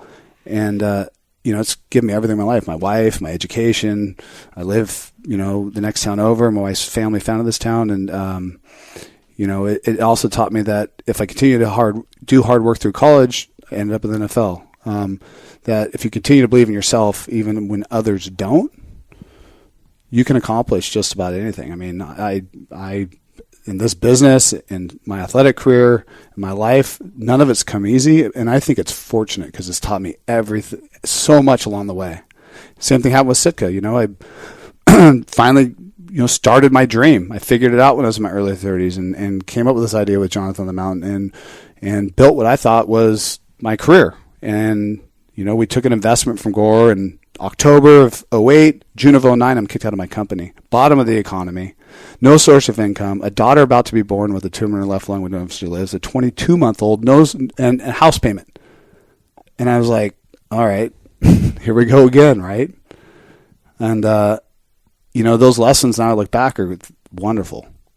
You may not understand them at the time, but as I look back now, those really hard times really have come to define me and have created opportunities I've had in life I could never imagine at the time they happen. You just don't see it at the time, but everything happens for a reason. And it's kind of the story of my life, right? It's created a drive. I love it. It's created that fire in your belly and a drive and a chip. You know. Hey, when people just tell you can't do something, Jay, what does it do? Yeah. Do you believe them? No. It just ticks you off a little bit. Yeah. So really? Yeah. Some people use it as an excuse. There's others that like you, and I know your history, that we just use it to motivate. I played college golf at Grand Canyon University in Arizona, and I was a justice studies major. And honestly, in college, I was just sliding by. I wasn't really applying myself. And I had a teacher of mine come up and asked to see me after class, and she said, you know, I've been watching you all this year, and she said, I don't think you'll ever amount to anything. Yeah, nothing, Jay. And I said, and I internalized that, and then I knew that she was wrong. And I started my real estate career, and I started selling vacant land. And this was in the late 90s, and, you know, vacant land around where I was selling, you know, $25,000, $30,000 of improved lot, very, very cheap for that area. Yeah. Had people say, oh, you'll never make any money. Why are you selling lots for $25,000? And, you know, looking down their nose at me. And it created kind of that chip. Of course it does. It created that sense of, I can see past where you can see past. I know if I apply myself that I can do something. And, you know, 10 years later, those same people were coming to me going, Jay, I've got investors. Yeah. What kind of deals do you have? What do you know about this spot? What about, I've got this piece. Will you know, so. No, I relate to that a lot. And I think when we first get into business, and what I've learned for myself, but it took me time. It took me almost to the end of Sitka to realize to myself how I viewed things was different. And it was my advantage. In business, I look at things different. I think it's how I grew up. I was always trying to figure out my competitive advantage and how I looked at things different. So I think it's why in 08 I could see this retail model failing when others didn't. And I think it's why I could see KUIU as a consumer direct model working when others told me it never would work. But it took me a while in business to get to that point where I could trust that. And I knew that as I was sitting in these rooms, and my opinions were different than so-called experts from Gore or CFO that had a Stanford and Harvard degree, or my ex-business partner, that I was actually, the way I viewed it was the right way. And about the time I started KUIU, I started to realize that. And that I, just like you did with your business, all of a sudden you're like, everyone's telling me no, and it seems to make so much sense in my view, my gut, and what my instincts are telling me. And now I trust it completely. Like, everything my gut tells me has driven this brand today. But it takes a little bit in business. It creates a confidence inside but it takes some time, right? It takes time. It does. And I think it's just maturity in business, and always the challenge of business. And I see so many people that don't trust their instincts. And as people come to me as entrepreneurs, I got this idea, I got this and that. I said, dude, the first thing you should do, write a really detailed business plan, understand the financials, and then trust your instincts on it. Because everyone's going to tell you why it's a bad idea. Yeah, and I think, too, people that don't, you can tell right away when you sit down with someone, do they believe in what they're doing? Yep. Instantly. Yep. And there's so many people out there that don't truly believe, like you, in order to be successful and in order to be a successful entrepreneur, you could sit down, you're not going to let anybody tell you what you're doing or your idea is not going to work. Yep. There's no way. You have to have so much confidence that you are going to push through any trial or adversity that you're going to get faced with. Which is hard. Oh, buddy. It's hard. Yeah. It's really hard. Yeah. But if you don't believe it, who's supposed to? Yeah. That's good stuff. I want to transition just a little bit here to, you've got synthetics and you've got merino wool. Mm-hmm. First was merino. Yep. Then came synthetics. Yep. In your everyday hunts, do you choose synthetics more or merino more, and why? I'm now 100% synthetics. Why? I like the way they perform better. And when we first got in the business, wool was, give credit where credit's due. First Light brought it to market. It had previously became kind of hot in the outdoor industry. This, ultra fine merino fiber that they were able to harvest and produce these really soft wool garments that were comfortable, and the inherent advantages that go along with that. And I believed it, and I liked it, and that's what we used until I went to New Zealand on a hunt.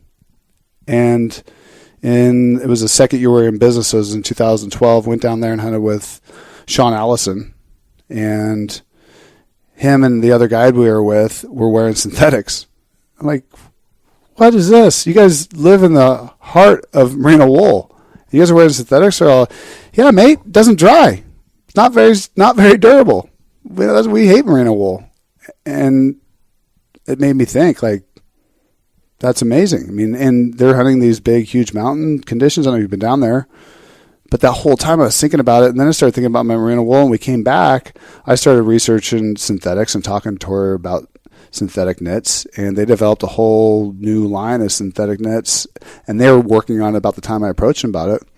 And that's what we run for our synthetics, all Toray Prime Flex yarn, which is their amazing yarn, their high quality standards, and their collection is the best in the world.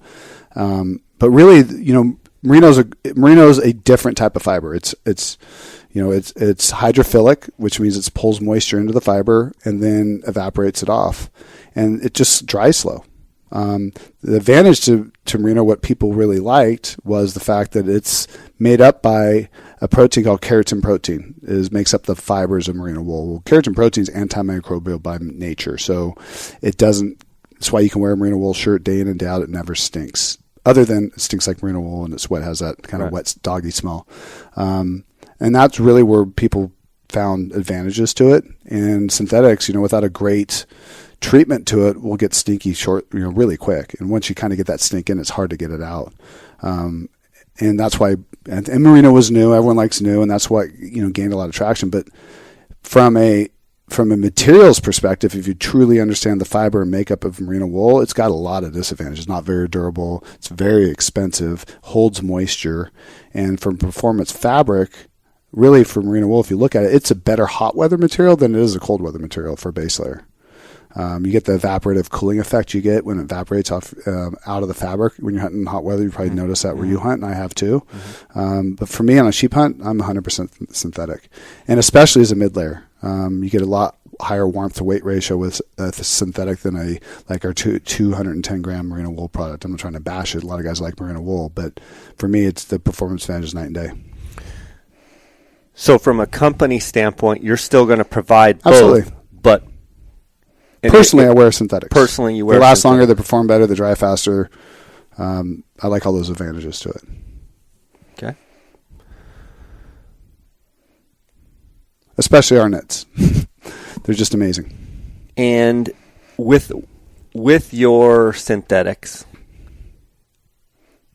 in your mind, what have been the all-stars of the line that you've created specifically? Like in the knits? Yes.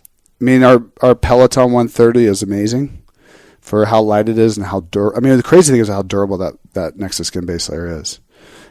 We have a medical grade treatment to the fabric that keeps odor out of it. It's the best we've ever tested. And I've been through the silver treatments, the silver yarns, every antimicrobial treatment that's been out there for the last 15 years I've looked at and tested. This is by far the best.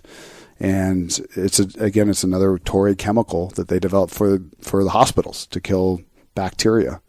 And we applied it to fabric for the first time, and it's amazing. It came out of their hospital segment or group of their business, and it works really well. But my favorite is the current favorites on the market. It's the 200 gram. And it's what you're wearing right now. It's so soft. It's got that nice jersey face that gives you abrasion resistance. But the prototype I'm wearing right here is our new product that's coming out online this year. It's called a Peloton 97. It's the world's lightest jersey fleece. So it weighs only 97 grams. So it's less than half the weight of your 200. And it has the same face, and it's just a thinner fabric, but it's a jersey fleece, so it gives you a little bit of abrasion protection. So it's also nice and soft on the inside. Nice and soft on the inside like yours, but it's half the weight. What you get out of it is a really thermoregulating. You can either wear it next to your skin or as your second layer. And it's one of those pieces you never get hot, and you're surprisingly how warm it'll keep you in colder temperatures. And that comes out later this year. I've been eyeballing that today, actually, going, awesome. What shirt is that? It is the most amazing fabric. I mean, it's the world's lightest jersey fleece ever been created. 97 grams. I don't know if you're not in the. Not everyone said fabric expert. That's amazing. And I love Tori for that stuff. Yeah, and that's where they separate themselves, and being able to work with them like you do. That's where that comes. That's where it comes from. It's worth its weight in gold. It is, and like a 97 gram jersey fleece, no one else can produce it because their yarn's not high enough quality. So if another mill produces this, it'll fall apart, blows holes in it, and become pilled really quickly. But they can do it because their fabrics, their raw material and their yarn is such high quality. They can go so light and not give up performance. It's what makes them so special. I heard that you have a gear line coming out for workouts and training for hunts. Yeah, we are. It's been a process. For us, it's been timing. It's pretty well developed and pretty well tested. For us, it's just been timing on release. I was thinking it was going to be this spring, but we've decided to push it to next year just so we can focus inventory dollars on first keeping our core product lines in stock as our demands, just skyrocketed. So I think it's going to come out next year. Let's talk about, I'm anxious to see that, but let's talk about inventory. You bring up the word inventory, and I've watched you grow this company, and all along the original challenges were there was so much demand, it was hard to keep up with inventory. Oh, we didn't even come close. Not even close. It seems, I was just down in the warehouse, it seems as though right now you're pretty well stocked and have quite a bit of inventory. Talk about that constant struggle. For people out there that are consumers, they just expect that if you have it, that you're just going to have it if you have it in your product line, you're going to have endless supply, but it's not that easy, right? I'm the same way with stuff I want to buy. When I want to buy it, I want to buy it. I mean, it's the customer today, right? They deserve that. There's a big there's a lot behind our lack of inventory. And what I learned, one of the biggest lessons I learned at Sitka is we chase demand every year with raising money. Diluted me down to owning 32% of the company at the end. And I lost my company because of it. And as we grew, we added more investors, we added people like Gore, the dynamics and the culture and the vision for that brand changed. And what I refuse to want to do is that same experience again. And not just to lose control and lose my company, but to change what this company stood for, which is a customer. And I knew if I raised money and brought in outside investors, that I would have to change this business to focus on the return on investment and start to make decisions what's best for them, what's best for the business in regards to money, not what's best for the customer.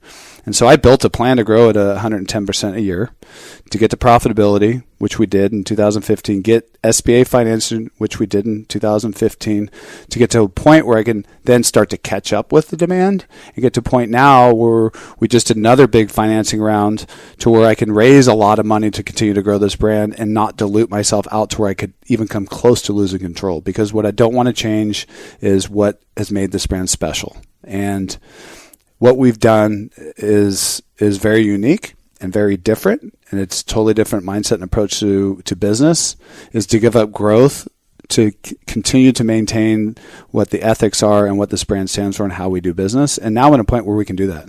And we can now continue to expand and grow it. And this brand will continue to deliver on what my promises have been since day one for a long time.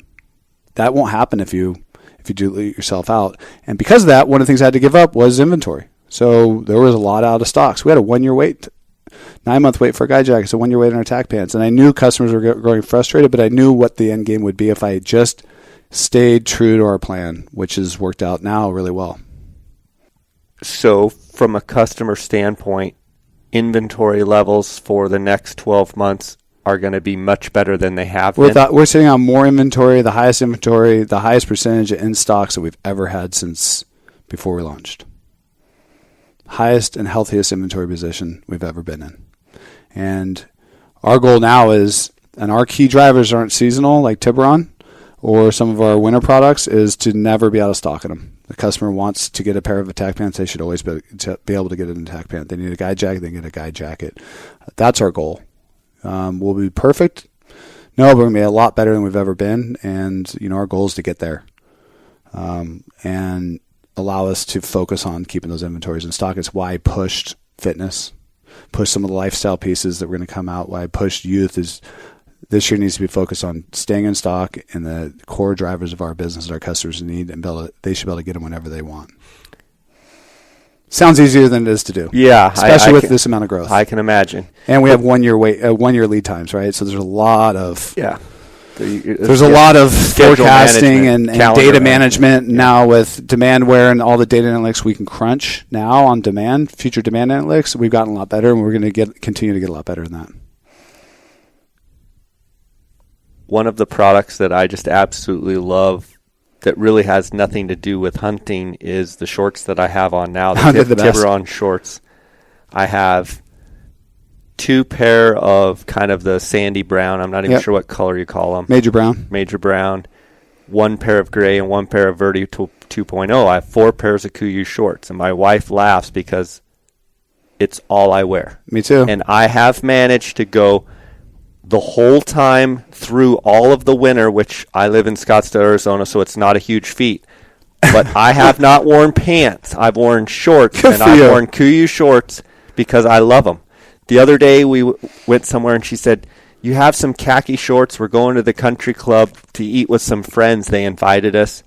And she's like, "It's kind of dressy," and was urging me to get out of my KUIU shorts. I'm like, "I'm wearing my KUIU shorts. Like, this is what I wear."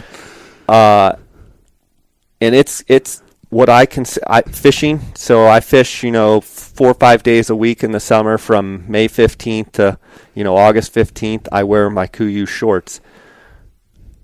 This is more what I would call a lifestyle brand or lifestyle piece. Yep. Can we expect more lifestyle stuff out of KUIU? Absolutely. And we got tons of requests for it. You're going to start to see a little bit of that this year, a lot more next year. You'll see it initially with color choices, and you're going to see new colors, a bunch of new colors coming this year we haven't had. I mean, before we've been very vanilla in our colors, brown or gray. Yeah. So people can hunt in it that don't want to wear camo. Now we're going to see really useful colors that will work in the field, but we're going to see some new colors, some new color choices. We're going to have the guide jacket in black. We're going to have the snap shirt in black. We're going to have other products that maybe a little, I don't know if fashion forward is the right word, but more kind of standard fashion brand colors, along with colors that can be used in the field as well, because we're just getting tons of requests for it. And, you've seen how much PR and press we've been getting as a business. I mean, we get a lot of people coming to KUIU to look at the products and, camo, maybe they don't want to go camo, maybe they don't want just gray or brown. They want a different color, but they love the product. They love what the brand stands for. They want to be part of it. We're seeing a lot of that right now. I think, KUIU's in just as I see it from looking at it from inside out, that this brand, to me, has a different feel than any brand has ever had in hunting before. It's a brand that people want to be associated with it and find cool. And maybe that's just how I perceive it, but I don't remember James Hetfield ever wrapping his guitar with another camo pattern, or Kid Rock's working on wrapping his right now, and we have celebrities and athletes and wearing it in post-game interviews, and I think people are excited to be part of this brand. And but I've never seen that. Like, these aren't guys you're paying. No, I never These paid are for guys that love the product. Yeah, James Hetfield called and asked, like, would it be okay if I wrap my guitar and customer service came with it? And I'm like, I asked him, his agent who's putting this together. I'm like, well, yeah, what does he want for it? Normally they charge you a fortune. No, he just would really appreciate it if he could wrap it. And what would you charge him to wrap? I'm like, he can wrap it for free. I mean, I don't care. This is awesome, right? But Joe Rogan's a big proponent of it. None of these people are paid. They just love what the brand stands for, and it's so cool to see. And we've got customers tattooing the logo on their arms, and we've created something really unique for this industry that hasn't existed. There hasn't been a brand that stands for something that people want to be associated with in hunting in a long time, that they're proud of. We didn't set off to do that, but it's just unique. And I think what that's creating is attraction from outside our brand. We're getting coverage in Outside Magazine with our new boot program. We're getting coverage in mainstream media and press. We had that article I worked on in the New York Times. I just was on Mornings with Maria on Fox Business for the second time. I mean, it's the coolest thing ever. Can't believe it. Who would have guessed 5.5 years ago? No. Right? Really? Yeah, it's really neat to see. I want to ask you about, you've been asked to do something that is probably more important than anything you've probably ever done. It is, by far. You've actually, I'll let you go ahead and tell about it because I don't know much about it, but you've actually have something to me that is as big of an honor as something that you could possibly be asked for. It is the biggest honor I've ever been asked to, that I've ever had the chance to asked to do this, right? It's so interesting about it is I never set off with this goal. Like I didn't get involved with the Trump campaign for my own self-interest. I did it because I was friends with Donald Trump Jr., and that's how I am as a friend. And, I had that original, I don't know if I told you the whole story about that, but, I was on just a phone conversation. This is back in like November, December, and his dad was, still trying to become the Republican nominee in 2015, and I was just chatting with him about it. Also, his dad's getting momentum, and I didn't really ask him about it much because I just felt like it was political and politics, just something I wasn't interested in. But I asked him, I said, your dad's getting pretty good momentum. What is his position on hunting? I know what his was, but what was his dad's? And he said, my dad knows what hunting and conservation mean to my brother and I, how impactful it's been. And he's going to support, through us, conservation, habitat, wildlife.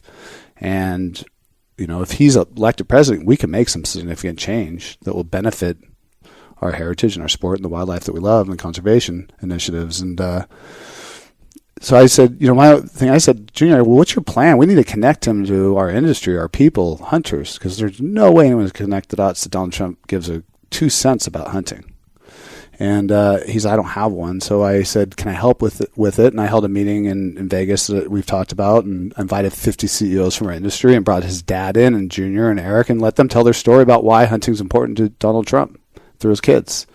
Because I felt like we needed to tell the authentic story, because what's been done previously from politicians is the dead pheasant, the orange hat, and a fake picture. None of us trusted or believe it. It's there to try to get to fake some votes in from hunters. And Donald Trump asked me to come out to Iowa and help him there. And then I, created Sportsman's for Trump and was vocal about who they were as people on my blog and through the business, and took lots of hits for it. Huge risk. I did. I got blasted for it. People keep your business out of politics, people threatening not to do business with me, and I had people tell me it was dangerous. And I said, I'm not telling anyone how to vote. I'm just telling them about the people I know personally. They can do what they want with information. They can choose to vote for whoever they want to vote. But I feel like it's my duty to help them be better educated and why they would support hunting and the heritage is so important to me, and who they were as people that I knew versus what the press is making them out to be. And then, I became president, which was pretty awesome to see. And and as that my friendship has grown with Donald Trump Jr., his thoughts were he'd be Secretary of Interior so that he could impact what was so important to him with conservation, wildlife, and habitat. And shortly after, but those guys had their heads just down, grinding day in and out. It's like they won the election. It was like, oh my God, what did we just accomplish? And now that, they kind of scrambled to put everything together. But Junior hadn't realized that he couldn't be Secretary of Interior because his father was president. It was illegal. And then because he was running his dad's business, he had a huge conflict with anything to do with politics in D.C. because his other goal was then to become an advisor to the Secretary of Interior to make sure we were getting as much done as possible for conservation, wildlife, and habitat, while his dad was president and his dad oversaw the Secretary of Interior. And then he realized he couldn't do that either. And so he called me and said, Jason, I need you to fill a role that I can't fill, and I want you to work as Secretary of Interior's advisor for hunting, conservation, wildlife, and habitat, and all the initiatives and issues that we're facing, and advise him on who to work with, what issues we should be focused on, what the solutions are, and help him be as efficient as possible while my dad's president of the United States. And I couldn't be more honored.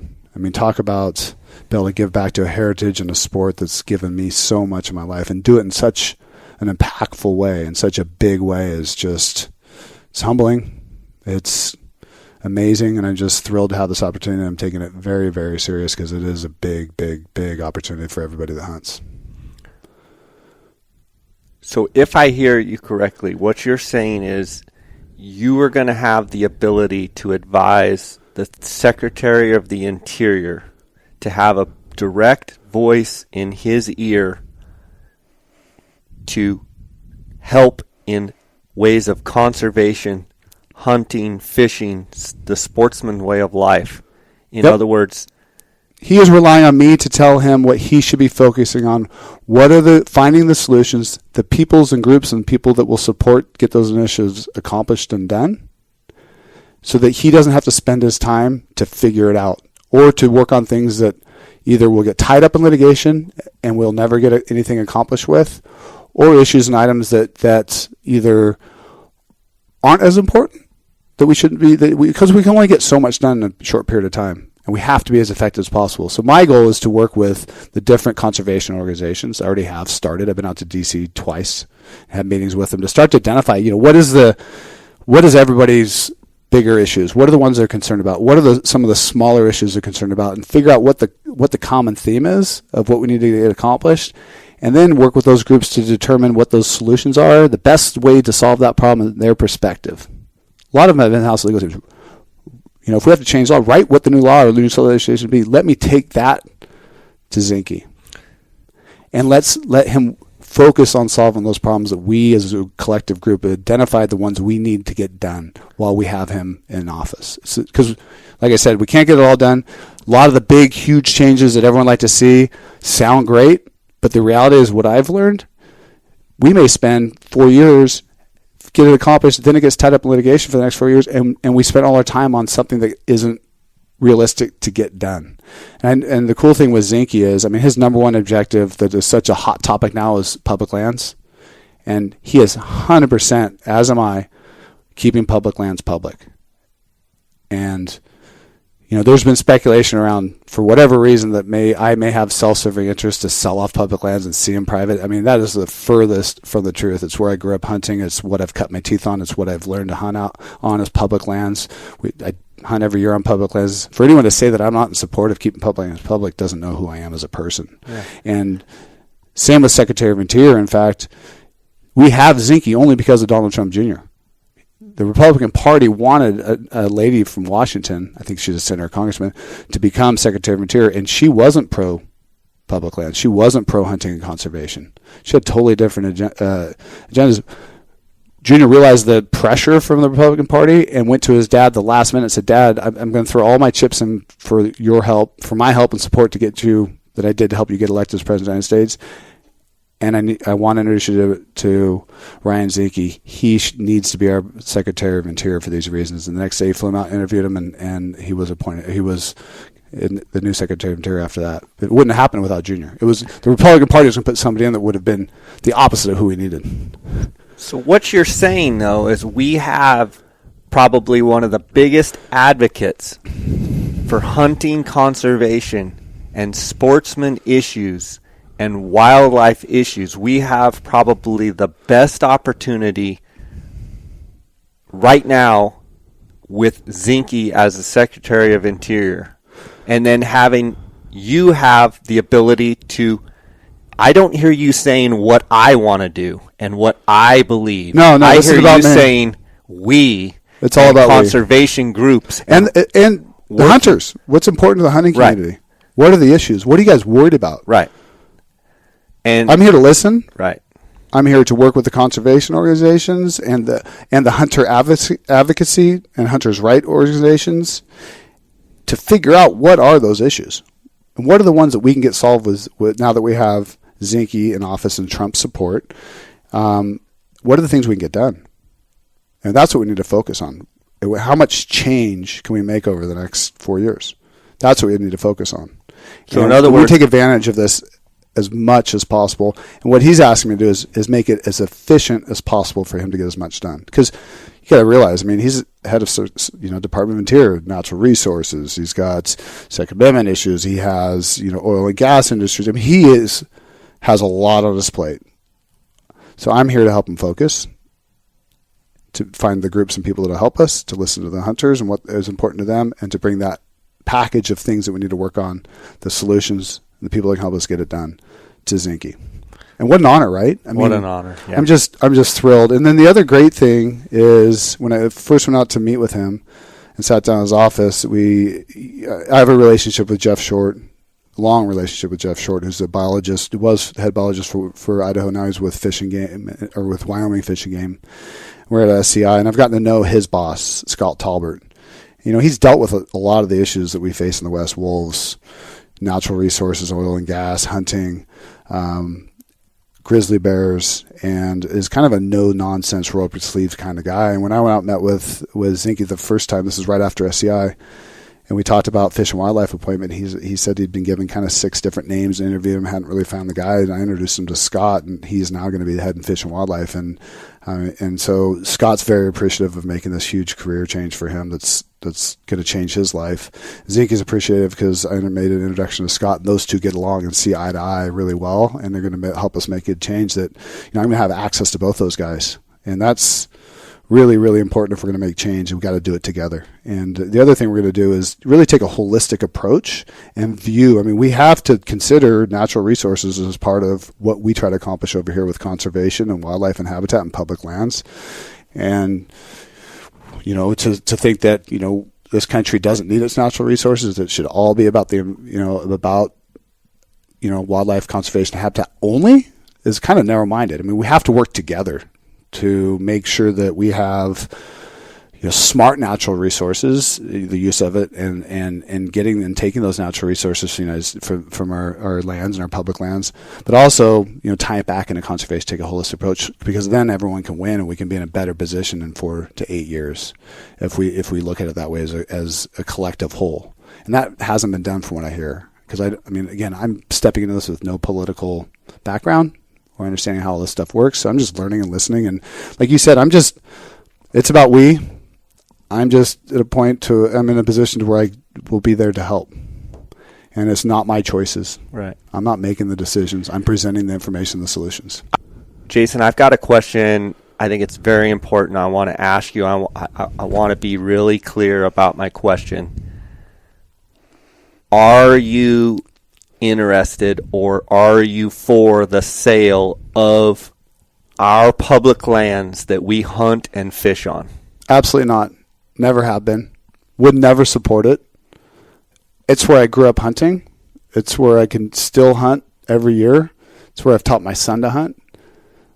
Public lands need to remain public. I think we need to figure out a way to better manage them that are federally owned. I think the government's done a poor job of managing them, and I think part of it's because they're local issues, that they don't know how to manage those local issues better than local people. But to sell them off because of that, or to sell them off for any other reason, I'd be absolutely adamantly again. I always have been. I haven't been maybe as vocal about my position on it. I think there's been maybe competitors or people within the industry that have tried to use that against me, to say that I'm, for some reason for the sale of public lands because of my association with Donald Trump, the Trumps, or Trump Jr., or the fact that I have the opportunity now and the resources to hunt on private land. I've always been against it. And I would never be for the sale of public land. And, I don't bang my chest about conservation as much as other brands do. I've just always been a big contributor to conservation financially. Sat on the board of California Wild Sheep Foundation for years. I've donated time and money and resources to support conservation. I just never use it to advertise the brand. I don't pound my chest about it. I just do it. And to use that against me and say that all of a sudden I don't support conservation or public lands, is those people just don't know who I am.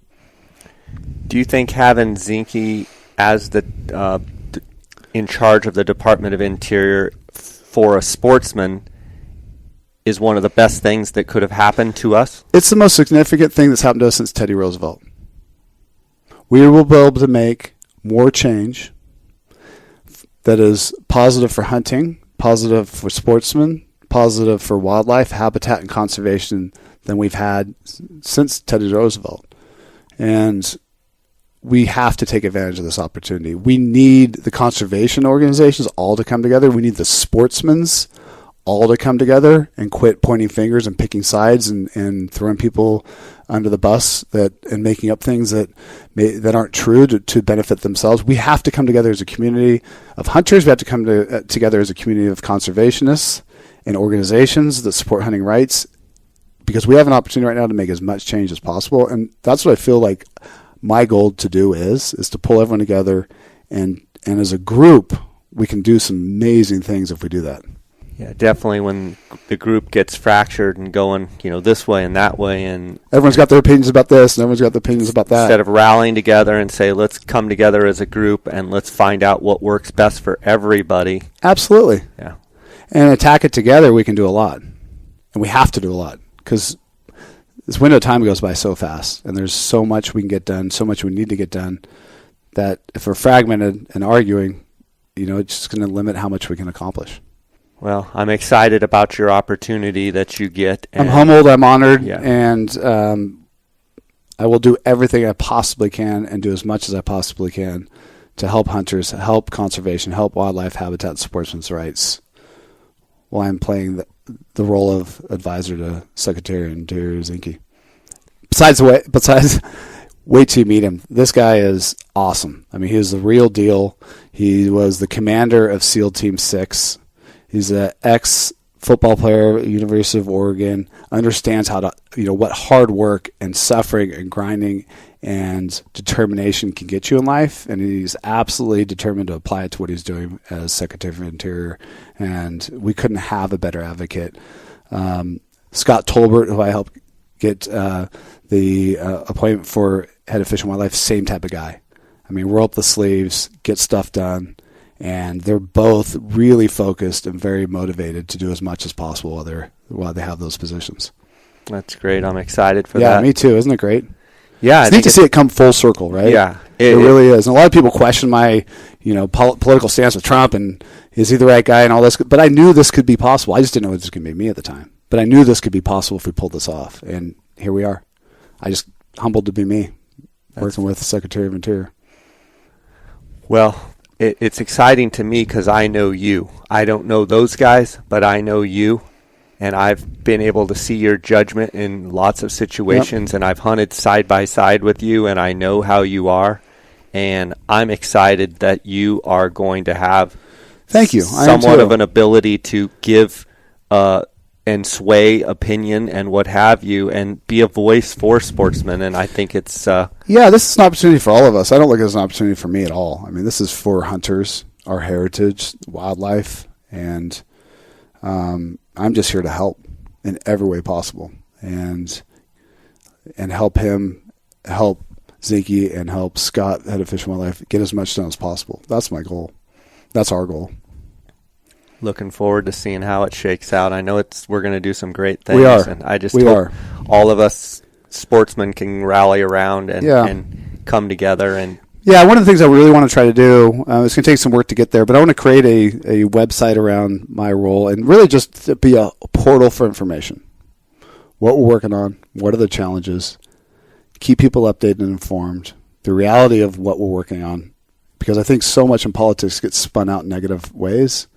And my hope is that we can make it a reliable source that people can trust, that is accurate, that has no political agendas. I'm not getting paid to do any of this. I had some suggestions that, we should get some donors to give me funding to do what I'm doing. I said, absolutely not. I don't want to owe anybody anything. I don't want to be paid for it. I just want to volunteer my time. So I have one thing to do, and that is to help the hunters, wildlife and habitat, and to help Zinke get as much done as possible. I have nothing tied to me to force me to make any decisions other than what's best for that. It's going to be great. I think the opportunity is fantastic. Looking forward over the next couple of months, do you have any hunts on the horizon? What do you have going on moving into summer? I know you've got some great hunts coming up this summer. Not as much as I did last year. Last year was crazy. I'm doing a hunt up in BC. I'm actually hunting with Donald Trump Jr. on a stone sheep hunt up with Art Thompson at Gundahoo. And he's got a great area. I've never hunted there. He's an absolutely awesome human being. They slayed him last year, didn't they? They killed some giants, and they walked away from some giants, and they found giants they never got to with clients because they couldn't get there because the clients weren't in good enough shape. So there's some big rams in this area. I'm looking forward to that hunt. I was just in New York City last week, and it was funny. I met with Donald Trump Jr. and I met with 2 Secret Service people because they got to go with us. And then building out their gear list for them, getting them sized up, and that's going to be kind of an interesting experience to hunt with Secret Service in tow. I told them, like, they're like, well, how fit do we need to get? It's like, the best shape of your life, and you're running behind. Yeah. Start running. Yeah. So that should be interesting. And then I've got a blacktail hunt where I hunted blacktails in Northern California. That's a local hunt that'll be fun. And then hunting elk on the Climbing Arrow that you've hunted. And then I'm focused on my desert bighorn tag. I mean, I basically cleared my calendar and had opportunities other tags that I turned down just to focus this fall on that desert. Because I want to be there scouting and be there as part of the process of finding this thing and finding the sheep. And I'm just take most advantage of that time. Yeah, I'm excited to see how everything shakes out for you. And it'll happen the way it's supposed to, Jay. I love watching you and Brendan on your sheep hunts and seeing the pictures when you get back. And I'm fortunate. I put in Alaska, and Dar and I drew mountain goat tags. Yeah, that's awesome. For this August. And then, of course, have you hunted goats? Have not hunted goats. You'll love it. And excited to go to Alaska, excited to hunt goats. And then, of course, looking forward to 2018 with the Northwest Territories hunt with Arctic Red. Yeah, you'll love that hunt. And super excited. First time Dall sheep hunting, so I'm ready. It's such in your wheelhouse. You're just going to eat it up. I can't. You'll walk every day with a smile on your face no matter how long or how tough the days are, just knowing you. Yeah, I just want to go for the adventure and the experience. It is, and, of course. It's the best part about it. Hopefully we can look at a bunch of rams and just take it all in. And what I like about Arctic Red, it's different. I mean, they do no scouting and they don't put you on a sheep. I mean, you earn your sheep there, and there's a sense of satisfaction you'll really appreciate from that. It's not for everybody. Yeah. But it's a really, really amazing place to hunt and to spend 10 days in looking for sheep.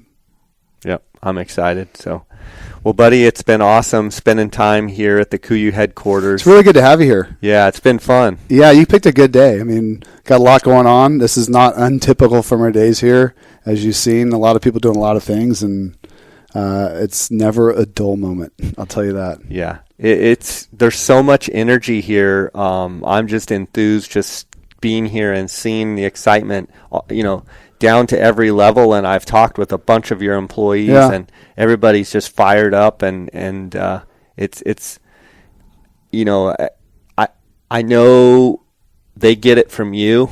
Yeah. But you also have a great staff that's we do. Internally, they've got a fire within them. They do some amazing things. I tell you, it's awesome and it's contagious, and we just love what we do here. It's a very special place. I got to pinch myself every day to get up and come in here. It's good stuff. It is. Thanks, Jay. All right.